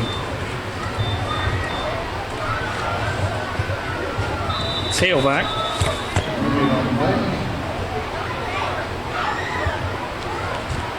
Is that 29 or 39? I was trying to decide who the running back was. That was 21. Everybody's guessing different things. I can't see these numbers now. Hey. They're all over each other. Call timeout. Oh, I didn't see the clock. So the 2-minute warning will elapse as it'll bring up third down and Well, if it's 29. 8. it's Stoudemire. That's who I thought it was. I thought it was Settlemyre with the last 2 runs. As he has picked up 2 yards on those 2 runs. Split back set for Withrow. He will drop back, pump fake hard. He's going to throw one deep down the middle, and it will be picked off, intended for Chris Williams, but picked off by Mike Bell. Or I'm sorry, I'm just used to Mike Bell being around the ball. Tim Swan has his 4th interception of the year.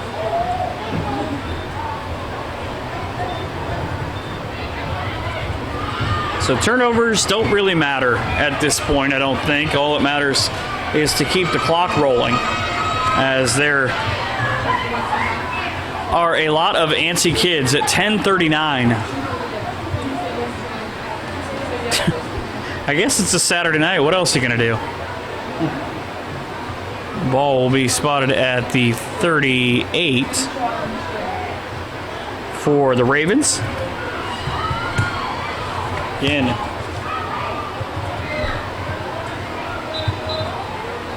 a lot of turnovers in a game that is 42-13. I believe 9 combined.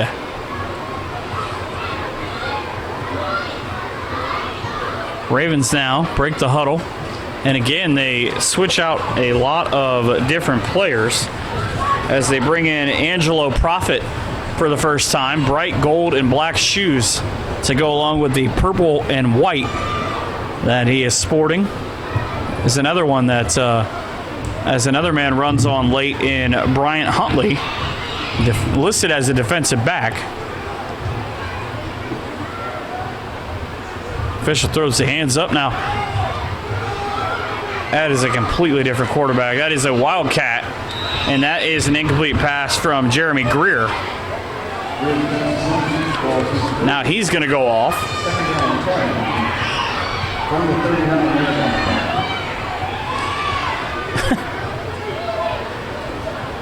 I was going to say, they must be giving things away.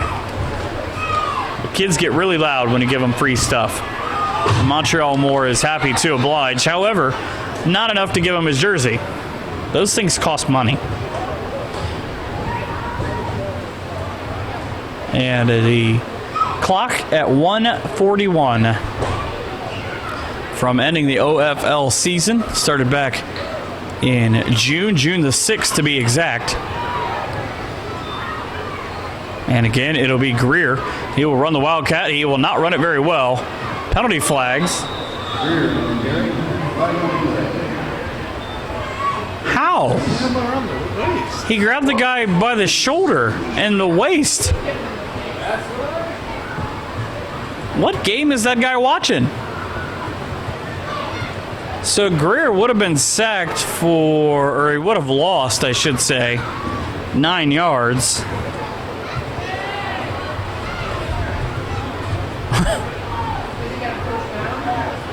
Yep. What? So yeah, I told you it wasn't over yet. What is he watching, though? That's my question.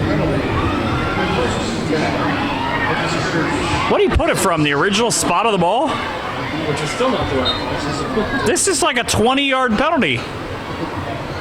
Actually, it's 24.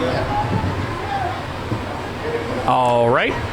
First down. 1:20 to go in the game. An interception would be really helpful here right now. Greer, low snap, pump fakes to his left. He will throw one deep down the middle. And it'll go incomplete to Tevin Redmond.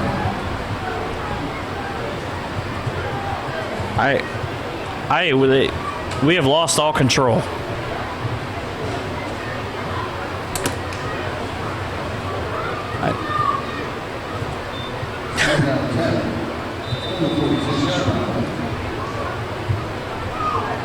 this the longest win in 5? Yes. Look,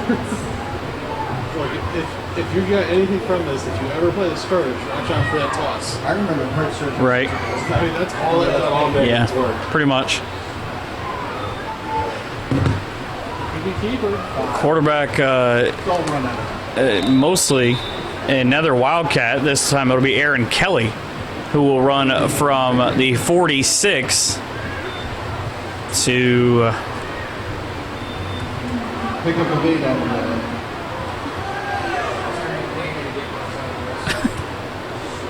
he'll pick up 8. That's all it is, okay?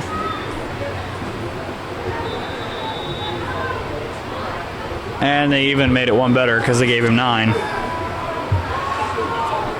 25 seconds left in this game. Ball at the Scourge's 37-yard line. As Greer in the shotgun again, snap into the belly. Oh, I'm sorry, it's a... If you've ever seen a shot put thrown sideways, it's pretty much that. Kelly sees his fall incomplete. So a lot of incomplete passes in this quarter, and only half of them can be charged to one quarterback. Now 4th down and 1, as it looks like Kelly will be the quarterback. Scourge are celebrating. They currently lead 42-13. Low snap here on 4th down and 1. And it's going to be a chance to try and get to the outside. And that'll be near the first down line for Aaron Kelly. No, he didn't get it. So no gain on the play for Kelly. And a turnover on downs.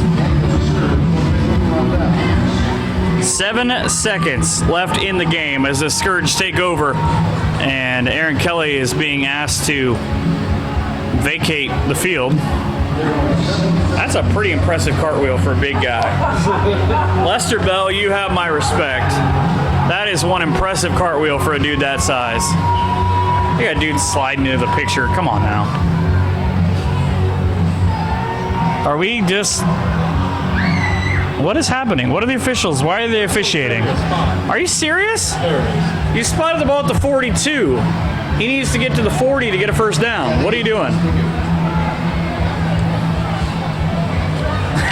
And lost in the middle of this is poor Coach Gessler, who's trying to get control of anything.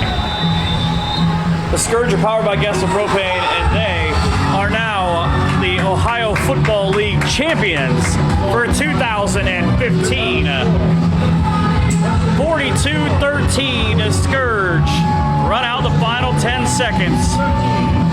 Planet Scourge is now a championship planet as they get into the record books as the 3rd Ohio Football League champion. Congratulations to the Western Reserve Scourge, who finish at 12-2 on the year.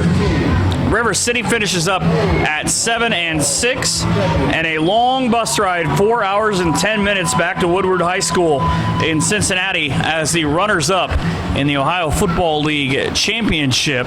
Great run comes to an end for them. Scourge get 6 turnovers they force on the defensive end. Eddie McElroy has a great game, over 100 yards. Chris Williams and James Williams, both with touchdown catches and touchdown runs. But the big play for me, the most amusing play of the whole game, was the 41-yard return from Tim Goforth with 7:25 to go in the game. Not often you see an onside kick go for 6 points, but that's exactly what we had, and that is why they are able to ring the victory bell here at Girard High School. 42-13, Scourge, OFL champions. My name is Mike Hearn. Have a great night.